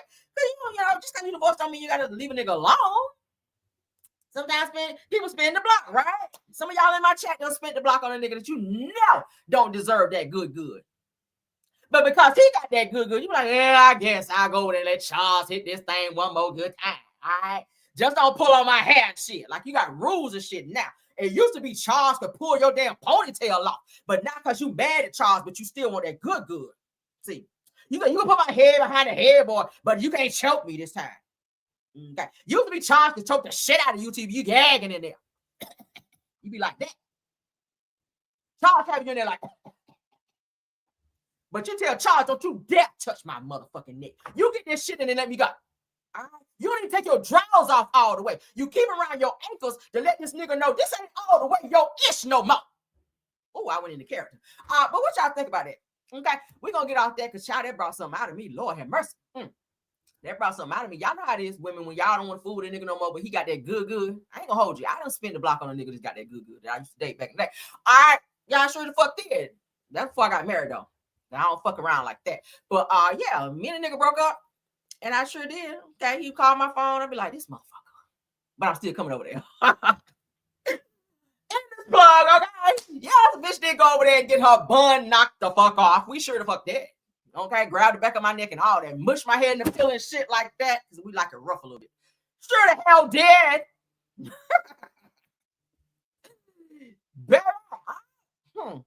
Sure the fuck did. And got my ass up and went right the fuck home. No, I'm not spending the night. You don't get that out of me. You sure won't. All right? Sure won't. Like 50 Cent saying, I don't know what you heard about me. You ain't gonna get a dollar out of me. All right, but let's move along. Right. Some of y'all be spinning the blocks. Don't be mad. It's nothing wrong with it. You grown. Do whatever you want to do with your wop, baby. All right. Right. All right. So moving right along. All right. Into our show, honey. We about to get to the coup de grace of this thing. Y'all bear with me, honey. Let me see how many more topics we got. Boom. There's too many booms. Okay, yeah, 3. Yeah, we right. We on task. Where we? Oh my God, my phone is blowing up today. Oh my God. All right, so let's go ahead and get into the next topic. We got some married to medicine news that we got to get into. We done talked about Real Housewives of OC. We talked about Real Housewives of Potomac. Now we got to get into married to medicine, right? I said cleaned up. All right. Y'all know y'all done been there, child. I ain't the only one. I ain't ashamed of that shit either. I sure the hell ain't. Child, hell no. I said, I ain't called on the Lord that much. Child, I felt like I was in church. They had you calling on the Lord in there. Good God. I'll take a shower, I'll wash my face, I'll come back in the kitchen. We'll have, have more. Okay, so the rest of the interview is irrelevant. Tamar, I'm gonna speak to you directly. Here you go. I never wanted what transpired between me and you to transpire. I didn't. In this moment, it's still not something that I'm very proud of. And I honestly wish that I could go back a couple months and we could be in the place that we were before this happened. But what I can't tolerate is the sly shade, the sly messiness, and this thing that you do. You do just enough. You do just enough that when somebody calls you on it, then you can dip your hands back and be like, I didn't do nothing. What? I didn't do nothing. I didn't say the person's name. Okay, you started out with. Are you aware of what really happened to you? No, I'm not. Or can you talk about it? I can talk about it, but I'm not aware of what really happened to me. Yeah. All I know is that. Can y'all understand at that speed, or do I need to slow it down just a bit? Can y'all understand what they're saying at this speed? Put a 1 in the chat if you can.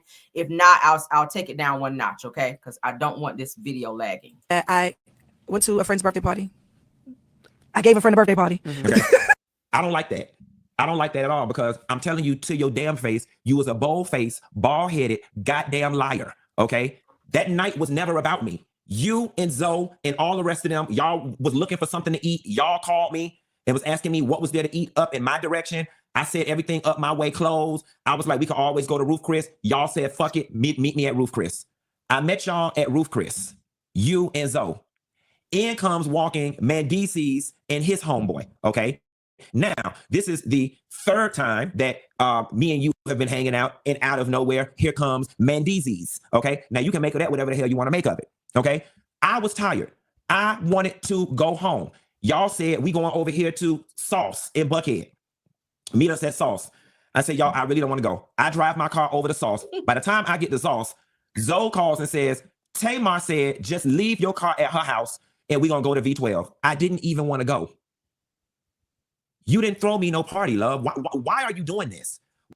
All right, so again, as you guys know, Tamar is an attention whore, honey. She loves this type of shit. She always plays the victim. Tamar will start some shit and then get on a video like, oh my God, y'all know she do the ugly cry. There's always the ugly cry with Tamar. And she always stretch shit to the figment of, to fit her world.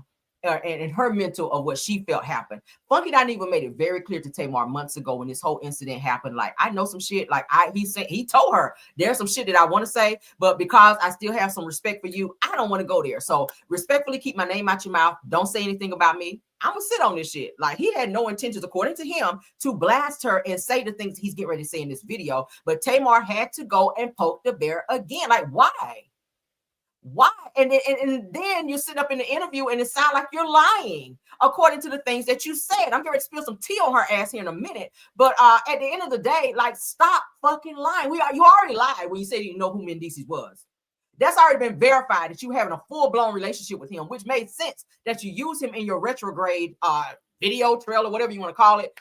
It just gives that, and we know that Mendices and Yandy might have this open situation, but for you to be in a situation like that, messing with someone who is linked to someone who is said to be married, after what we already know that happened between your mama and daddy, you made a whole song about it. What was the song? Something, my man, and how you were so hurt about finding out your daddy cheated on your mama with your babysitter and shit. Like, you should be the last one running around people's husbands. But let's continue. Girl. Why is it so important for you to create this narrative like you were doing something for a friend and a friend did you so wrong? Okay? So now you and Mendices sneaking and dealing around. Mendices was behind us at the V12. Okay? Hold on, y'all. He just didn't want to walk in, or they had arranged it because he didn't want to be caught up all in the mix. If you were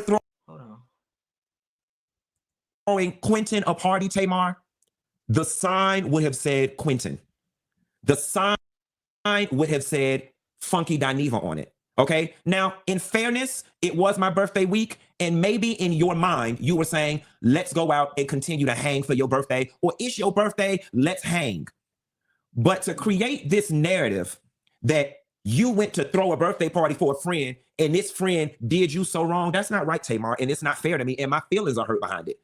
So it was understood that she invited Funky to come along, but it was not a party that was for him. He said when he got there were no banners with, his name is Quentin. There was no banners with Quentin or Funky.Neva, or you didn't announce him coming in. There's the birthday boy. Come on in, Quentin. Happy birthday to Quentin. It was never that. They just all hung out together, and it just so happened to be his birthday week. But then Tamar sent an interview saying, "Oh, I threw a party for my friend," as if he ain't have no money to throw a party for himself, or as if the way Funky is saying, he felt like Tamar was presenting it as him being this hanger on her. Y'all know how sometimes people like to hang around celebrities, and like he's saying, hoping for them to pay the bill, or like he ain't really got it like that he just has to be around Tamar because she's the star in the situation, and like, who the hell are you? Like, that's what it made him feel like. He's like, bitch, I got money too. Like, if I wanted to go out and do the same things that you're doing, my pockets are fully capable to do so. But he felt disrespected in that regard, and Tamar presented it as this nigga was just somebody that was hanging on. I threw him a party. That's what she said. My feelings are really hurt behind you trying to create this narrative. And here is what the situation is, my love. For whatever reason, you being Tamar Braxton that you are, you like running to the internet and stirring up mess and confusion and drama. It's what you like. There is no real world where anybody busts out the front of their damn mouth and then start talking about they woke up in a pool of blood and they almost died. I did not play it in this interview, but at the time in which you went to the internet, you said you woke up in a pool of blood and almost died. In this interview with L'Oreal, you mentioned that you were home with David or somebody, and they said, we need to call an ambulance. And you were like, no, we're not calling no ambulance, which suggests to me that you did not almost die. Okay. Period. Let's stop it. If you're in a situation as Tamar described, we've already seen where she said that she had teeth knocked out, several teeth, according to her, as well as her nose was broken and she had to have some type of reconstructive surgery. We didn't see any of that when we saw pictures. I also showed you guys a picture of her in the hospital. I didn't see not one laceration on her face, nothing. If you had to have reconstructive surgery on your nose, you're going to have bandages across your nose. You're going to have cuts or something. Your lip going to be busted. There's going to be some swelling, especially if you knocked out teeth. Regardless if you knew what happened or not, and if you were in that type of state of emergency, why tell your people not to call the emergency people to come and assist you in said emergency? If you got teeth flying everywhere, blood everywhere, you losing huge amounts of blood, and you're at the point of almost death, why not call or tell your people not to call 911? And were you in the right mental capacity or able to, if you went through that much, whatever happened to you, were you in the right state of mind to even give said authority to tell somebody not to call the ambulance to come and check on you if you were knocked out? Weird, right? Let's continue. It's a lot that don't fit this story. But now, since you want to be like this, let's be like this. Part of the problem with this whole thing was, Tamar, is that I was never comfortable with the relationship that you and Mendeecees had in front of me. Okay, all of that, you at the music video shoot in your booty shorts, sitting on top of him meeting us up at restaurants every time we met up. I was very uncomfortable with it. And if we're gonna tell it, let's tell it all. So since you was throwing a party for a friend's birthday party, do y'all want to know why I did not get out the car and go upstairs with Tamar when we got back to her house? Because after her and Mendeecees got through kissing in the back of that goddamn car, I figured they wanted to be up there privately. That is why when we got dropped off at Tamar's house, I did not go upstairs. I got in my damn car and went home because you was sitting on his lap in that goddamn Uber and y'all ass was kissing. Okay, and the shit made me damn uncomfortable. Okay, now if anybody know who happened and what happened to your damn teeth, it's Mendeecees and his best friend, because they was the ones who went upstairs with you. Now I don't know whether they was fucking your ass from the back and ran your head through the headboard or what. Okay. Whoa, we gotta stop right there. So they had already got the party started in the car, according to Funky.Neva. She was sitting on his lap in the back of the car, tonguing him down. We already know that's how it started. You get the kissing and rubbing and carrying on. So when Mendeecees went upstairs, according to Funky.Neva, according to him witnessing them getting to Tamar's place, and Tamar jumping out of the car, Mendeecees jumping out and going upstairs with Tamar. What the fuck you going upstairs for? You don't live there. Everybody else getting in their cars and going home. Why you ain't going home? You got a woman at home. You present yourself as being married, so why are you going upstairs with Tamar? We already know what was going on. Allegedly, because I wasn't there. Let's continue. But if anybody need to be investigated on what happened to you in your damn teeth, it need to be Mendeecees and his friend, because that's who went upstairs with you. Girl. That's who went upstairs with you. Okay? All the phone calls I got at the V12, is Tamar drunk? Why is she sitting on Mendeecees' lap like this? Why is she sitting on Mendeecees' lap? And see, here's the thing. Child. I hate that I even chose to go this route because it follows the narrative of, oh, he just a messy sissy who couldn't wait to get mad day to tell her business, keep the messy punks from around you. Like, it would seem to me, Tamar, if you knew that I was holding on to all of this, that you would just leave me the fuck alone. Boom. Again, stop fucking with people that know your tea. Fuck it, I never told her ass in the last video. Every time you run your mouth, I'm going live. When you go live, I'm going live. And respectfully, I'm going to sit on this information that I know contingent upon you running your motherfucking mouth. So when you start talking and throwing the subliminals, even though you didn't say my name, everybody knew who you were talking about. I threw my friend the party. He said, oh, there it go. Let me go ahead and hit my live again because I already done put the disclaimer out there that if this bitch go out here and say one more thing, I'm going to have to clear her ass. And that's exactly what he did. I ain't mad at it either. Let me tell you. Uh-oh. There we go. I just got my new canvases from Easy Canvas. Sorry, y'all. Let's get through this ad, honey. Oh, that's Satan to get an ad right here in the middle of this good tea, Lord. We back though. All right. Let's get into it. Baby, you didn't throw no party for me. If anything, you threw a pre-party for Mandisi's. Because he the one who went back upstairs with you. That lady husband. And see, y'all be around here in these blogs and shit thinking y'all be knowing what y'all be talking about. Folks be eating me up, and I just be sitting there. If only y'all knew. If only y'all knew. He's such a bad friend. He's such a bad friend. If she was drunk, why he didn't go upstairs with her? That faggot just want to be around her. He just want to be around her because of XYZ. A real friend would have went upstairs, but I didn't need to go upstairs with her because that lady husband went upstairs with her. Not lady husband, honey. You absolutely right. A real friend would have went upstairs. Her real friend went upstairs with her. Ooh. Well, hot damn. Hold on one second. This is my auntie nursing home. All right, so we're gonna speed it past that because he's talking to somebody. All right. Let's get back to the tea, honey. I don't care about that phone call. Let's get back to the tea, honey, because this shit is juicy. To her for her foot, yes. Thank you. Bye. All right, we back.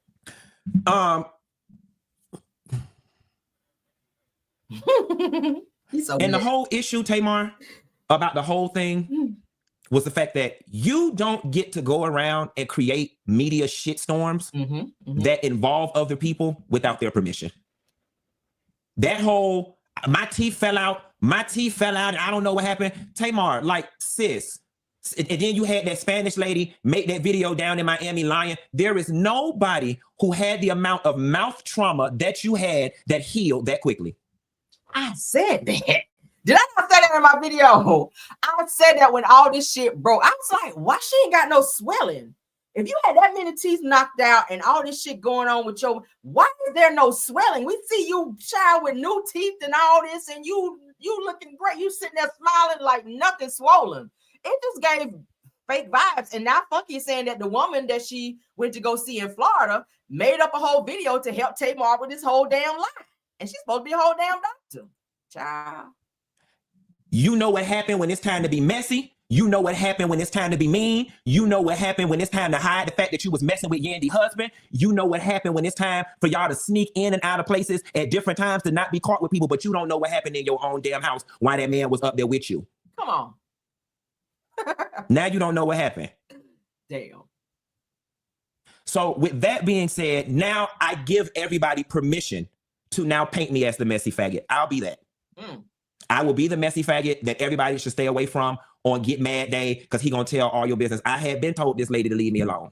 He did. But you not finna sit your triple face ass up there on L'Oreal's podcast and pretend like, oh, you just had a friend that just did you so wrong. You were just done so wrong because if anything, I was the one that was the collateral damage in your bullshit. Them people sat up there and called me every damn thing under the sun, made me a part of every conspiracy under the sun while your ass was sitting back somewhere enjoying all of the media bliss about it because you like. He really did ask Tamar. He damn near begged Tamar to fix this situation when this shit happened because people were accusing Funky Dineva of doing something to Tamar. she would not say anything. He said, hey, as my friend, you need to fix this shit because I'm getting attacked on social media where people are coming for me and all in my DMs, all in my comments, like they are roasting the shit out of me, saying I did something to you, that I'm responsible for this alleged incident that you had when I had nothing to do with it. Like, fix this. Go live and say that Q, your friend, had nothing to do with it. She sat mute. And then was saying that she didn't see his message that he sent to her. He said he messaged her. She ignored his messages. I was in the hospital. She made up every excuse in the book as to why, one, she didn't see his messages, two, why she didn't go live to say anything. But then she wound up posting. Then he went back and saw on her stories she had been posting. So you saw the messages because Tamar is always on social media. So that was another lie. This girl, she's coming off as a pathological liar is what it's giving. But the fact that you would not clear his name so that people would stop attacking him, like, it just gave that you wanted that shit to happen. Like, what? Question the friendship. I'm gonna be honest with you. This person, you saying that you were fucking with friends for quite some time. I question the authenticity of you guys' friendship and the fact that you refused to clear his name and allowed him to be bullied. People were cussing him out. People were blaming him of being this violent dude that possibly jumped Tamar or did something to her, when that's in fact not what happened. He wasn't even there. And he said repeatedly he jumped in his car after he got back to his car at Tamar's house and never even went in her house. Tamar didn't even clear that up. So now he's telling your damn business. Now we got to wait to see if she says something else, because then he going to roast her ass again. I'm kind of low-key hoping she do. All you had to simply do was put y'all leave Funky alone, me and Funky cool. You didn't even want to do that. Then when you went and did it, you took it down the next day. Like, and granted, there is a world where people can say, well, Q, I get it. Some people did not know until I addressed it. But for the record, she went out and said she almost died. I had 7,000 people waiting in the doggone thing because they knew we were together the night before, and they were just waiting for me to tell what happened. And I said, I don't know what happened to the lady. I said, baby, I went home. That lady went upstairs. I went home. I don't know what happened to that lady. Now, I understand that in the wake of some people not knowing who I am and not knowing how we speak in Miami, coupled with the fact that Tamar got on the internet and pretended like she almost died, I get the outrage. People are like, how is he referring to her so dismissively as that lady or whatever? And what y'all don't know, what you know now is the reason why I was referring to her so dismissively is because I knew deep down in my soul hadn't shit happened to her ass. So she made all that shit up, y'all. Had nothing happened to her ass. Wow. It would seem to me, before you get on the internet and try to tell people you almost died, that you would have called Olivia Benson from Law & Order to figure out what happened to your ass. We months down the line, you don't start a whole media shitstorm and you still talking about you don't know what happened to your ass?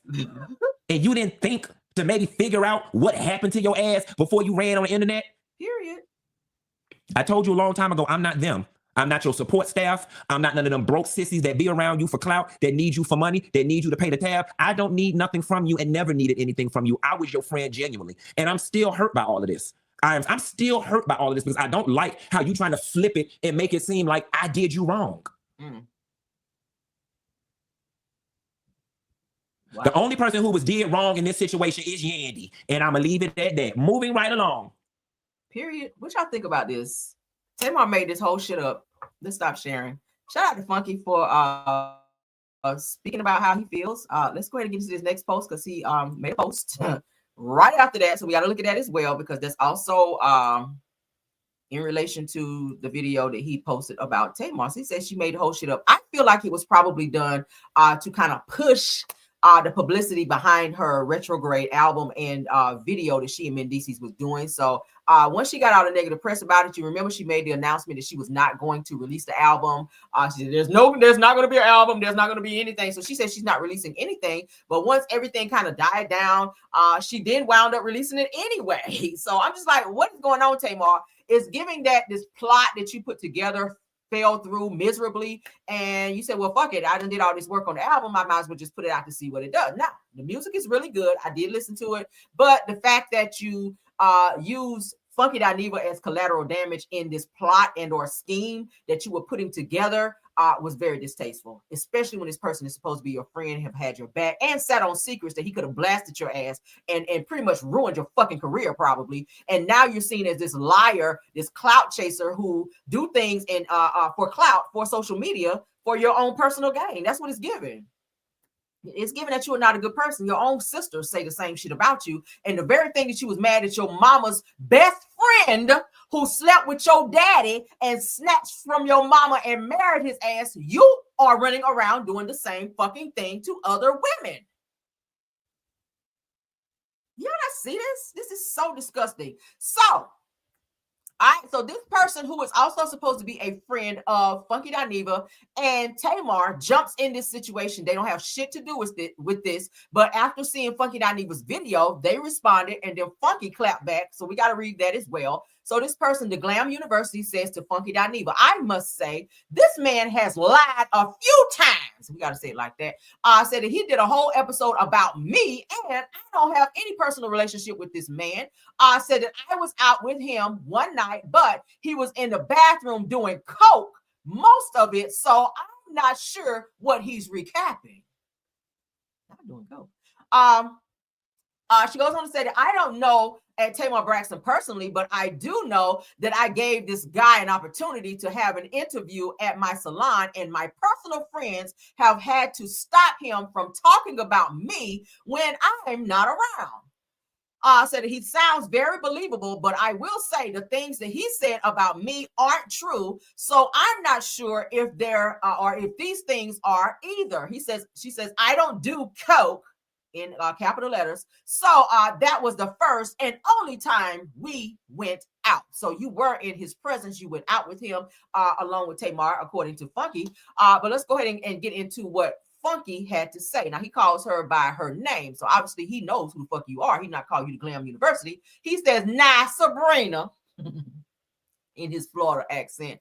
He said, how you get in it? All right. And he done cleared Tamar's ass and read her down. So he asks her, which is the Glam University, always finds a way to insert herself in somebody else's business. So obviously he know you because he is reading your ass down and telling you about yourself. He says, last I checked, me and you were cool. So you don't know him, but y'all were cool. Gotcha. Says that what I lied on you about. He says, I'm dying to know. I'm so rich of you to even refer to another human being as a liar, according to the court documents. Then he has the nail painting, but that's another story. He says that what I lied on you about, girl. Oh, and the coke in the bathroom narrative is so expired. He said, just like the story of you beating up your assistant because they allowed the water people to shut the water off when you didn't get or when you didn't pay the bill. See how old and tired those stories are? Oh shit. So obviously Funky do know you if he know of your past long enough to know that you got a little record out here for putting paws on people for some shit that you were supposed to do that you didn't do. Moving right along. So Funky goes on to read this person by saying, why couldn't you have minded your business? Anyway, it's 4 a.m. I'll wait to see what you got to say when I wake up tomorrow afternoon. Then I'll gather your ass accordingly then. I love that. Come on, Funky. Says, oh, and you're right. We don't have a personal relation because I'm scared of you. After you went to prison for boxing a girl up with a razor blade in between your fingers, any reasonable person would be scared of you too. Says, girl, I come from a good, educated, civilized family. We don't know shit about fighting people with razor blades. Okay. And of course, you see my messy ass in the comments where we always are. I said, this shit is like a Tubi movie, but carry on because I'm thoroughly enjoying this tea. Okay, look at me hyping the bullshit up. That's always me in the comments. So if y'all see some shit going on social media, I'm probably going to be in there hyping up the bullshit because I'm enjoying it. But shout out to Funky for that. Okay, shout out to Funky for clearing her. Funky gonna always spill your shit. If he know anything about you, he done told everybody this girl went to prison for putting razor blades between her fingers and out here fighting like an alley cat. Okay, sis, you might want to leave Funky alone. And I probably wouldn't respond back to him because if he know anything about your ass, I guarantee you he gonna tell that shit. So what y'all think about all the mess? Y'all, that's a mess, ain't it? Girl, let's carry on. All right, so is that my last topic? Yes, it is, because I gotta go anyway. So let's get into this last topic with I'm about to say Funky Dineva with Dustin, Carlos King, and Kimmy from Love and Marriage Huntsville. All right, so Carlos King, Dustin, and Kimmy talk about women being submissive in today's time. Kimmy, you might want to sit this one out. Says, and baby, the commentary was hilarious and accurate. Okay, they're saying they were gagged by this information. So shout out to Dr. Marie Monroe from Bell Collector, because that's where I saw it. Let's give her a shout out for her video, but we're gonna watch it because what is fair use, girl? All right, let's get into it, shall we? Cedric wanted to discuss his before we get off Funky Dineva and before we get on into this, I had to go ahead and share with you guys. You guys already know that Tamar does have a track record of messing with other women's husbands. All right, I wanted to get off that, but I forgot. I made a little note. Tamar, as I told you guys before, was caught with Jermaine Dupri, his daddy.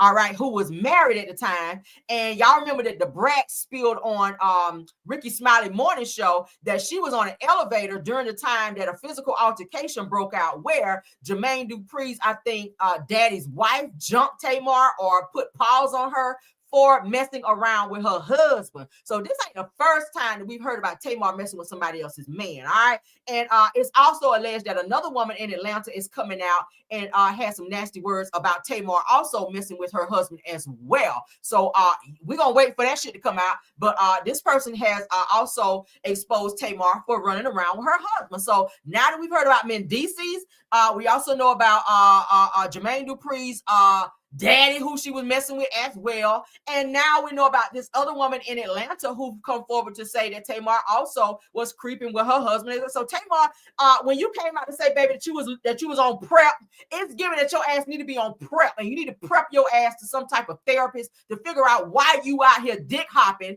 with other people's men. A lot of women don't put up with this shit. I'm gonna just say that. A lot of women nowadays, they will knuckle up and beat your ass over messing with their man. Granted, they should, take it out on their man. They should check their man. But Tamar, you just out here being a little loosey-goosey. I don't know what you're dealing with on a personal level, but for you to be out here messing with other people's husbands, that can be a very dangerous game. All right? Period. I keep saying if she could just go somewhere, sing and sit her ass down, Tamar would be a great individual. But I just cannot take how she be so extra with her shit and then always run and play victim like she ain't do nothing. But then whole time you out here creeping, Miss I don't know Mendices, but you sitting on his lap with booty shorts on and tongue kissing him in the mouth and inviting him up in your apartment. But then telling people, oh, he's just, in my video. But really you over there getting fucked. And we gotta say it like that. But that's inappropriate behavior. Again, you should know that shit is very uncouth because you watched your mama go through that. Hell, she's still going through it 30, 40 years after the fact. She's still mad at your daddy for messing around with the babysitter and marrying her ass. And again, when you went and made that whole song about it, you were very much so pressed. But then you running around creeping with other women's husbands as well. How does that work for you? All right, marinate on that. We'll be back. Let's go ahead and get into this situation here with Kimmy talking about she is submissive. All right, and how she feels about women being submissive. His definition of roles when it comes to the household. Hey, Dustin, what are your thoughts on the whole situation? Yeah, so let's break it on down. First of all, you know what I'm saying? I'm so tired of niggas getting on TV making us look bad as men, okay? Yeah. Kimmy hit the nail on the head when she said that you really don't even have to ask to be a leader, right? It is something that you demonstrate, okay, with your behavior and with your attention to all the matters at hand, and even those that haven't even surfaced yet. Okay, it's called taking the lead. You don't sit up on TV with no socks on, leaning in, repeating a bunch of bullshit you done heard somewhere from a nigga on a podcast microphone that you agreed with because it made you feel good about yourself. That's what that was. It was. He talking about Martell, y'all. Dustin is a fool with it. Okay. Dustin is calling out Martell for being on certain scenes on Love Marriage Huntsville with no damn socks on, ashy ass toes, all right, which was a whole it was a distraction like hell, okay, because everybody was focused on his feet versus what was going on in the scene. But let's continue. It's a bunch of goddamn fluff, and you want to talk about being king of the castle? You don't even clean your damn house. If you got a castle, it's trash, it's fast food cups and paper towel packs and shit floating in the moat. You need to clean the moat around your castle, okay? I'm sick of these analogies. Everybody want to be a king, a this or that. No, be somebody's husband. Be the head of the house, like Kimmy just said, and demonstrate that through your behavior. Not sitting on TV talking about something with your eyebrows up in the air because you don't even believe what the fuck you saying. He said on that couch, she got to submit to me and come to the head of my household. No, that ain't how none of that works. Marie has a fucking PhD. She's got. Oh, and he talking about he talking about Marie man. All right, little broke wrist thing over there that Marie used to be married to. Okay, because he be on there with no damn socks on too. So I was thinking about Martell Hope, but it sounds like he is talking about Marie man. Let's get into this shit. Got a fucking PhD. That's a terminal degree course of study. Okay, she's going as far as you can in her field of education. Right. What makes you think that mumbo jumbo you sputtering on that stage is going to register and connect with her?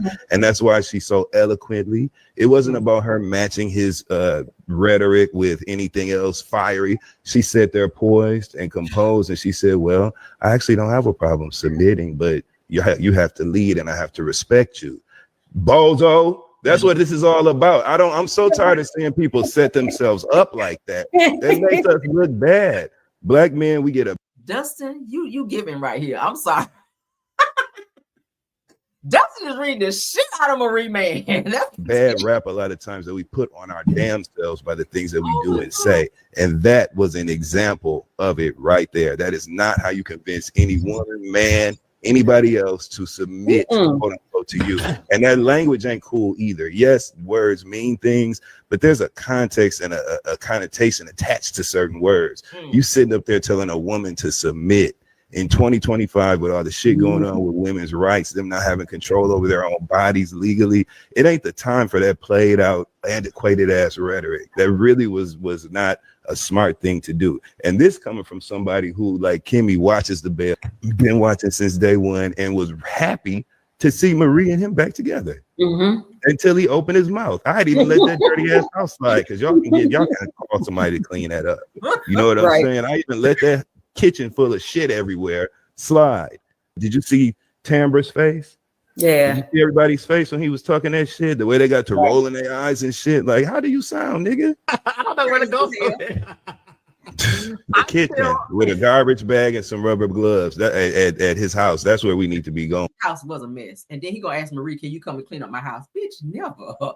Get your ass up, okay? Get your fruity, loose booty ass in there and clean your own fucking house up. Yes, I said it. Marie, I don't know why you can't see this and everybody else watching this damn show can see this nigga is sweet as a sweet potato pie. Like, stop. No, that's a pecan pie because that's some sweet shit. This little sweet roll that Marie done brought back on the show, talking about she getting back with her husband. Child, look like he's trying to be the wife. Like, hell no. I ain't coming over here cleaning up your damn house and you bringing hoes up in here. Tell them hoes to clean your house. All right, Marie still talking about this nigga is messing with other women. So you got hoes coming through and they can't clean up your house. They can come over and get some dick, but a bitch can't pick up a broom and a squeegee. The hell? The hell I would go to a nigga house and they're washing some dishes. I came to get some dick. Fuck that Dawn. Okay, I know they both start with a D. I came to get the D, not the Dawn. Get your ass in here. You clean your first of all, I ain't coming over if your house is nasty anyway. All right, because I don't like shit like that anyway. But Marie, girl, you need to wake up and realize, first of all, he talking about submit to him. Nigga, submit to a broom and a mop first before you ask for me to submit to you. All right, yeah. Cedric wanted to discuss his definition of roles when it comes to the household. Hey, Dustin, what are your thoughts on the whole situation? Yeah, so let's break it on down. First of all, you know what I'm saying? I'm so tired of All right, so what y'all think about what Dustin had to say? I agree with all that, okay? I agree. Dustin came through and cleared the girl. But Kimmy sitting up here agreeing with the whole submissive situation. We ain't even gonna get into that with her and Maurice because I would not be submitting to shit that Maurice gotta say, do nothing. Maurice is hella disrespectful when it comes to Kimmy. So Kimmy, you sitting up here agreeing about a woman should be submissive to a man. Give me a man first because you married a boy child. Okay, you married a boy child that you moved into your house, that you put on your deed, that you were taking care of. Okay, period. You paid his way through attorney school. Remember that?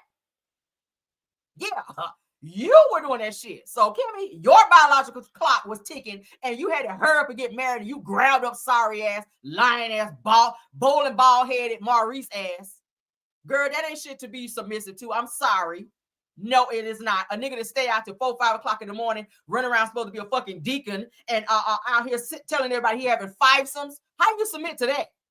You need to submit to a clinic and fill out that paperwork and check off the STDs down there to see if you got any of them hoes. That's what you need to be doing. Allegedly. Let's add that on there. Because a nigga to be out doing all of that and bitches sitting on platforms and podcasts saying that they done had foursomes and fivesomes with your husband and had one in the mouth and one in the girl, bye. Submission where?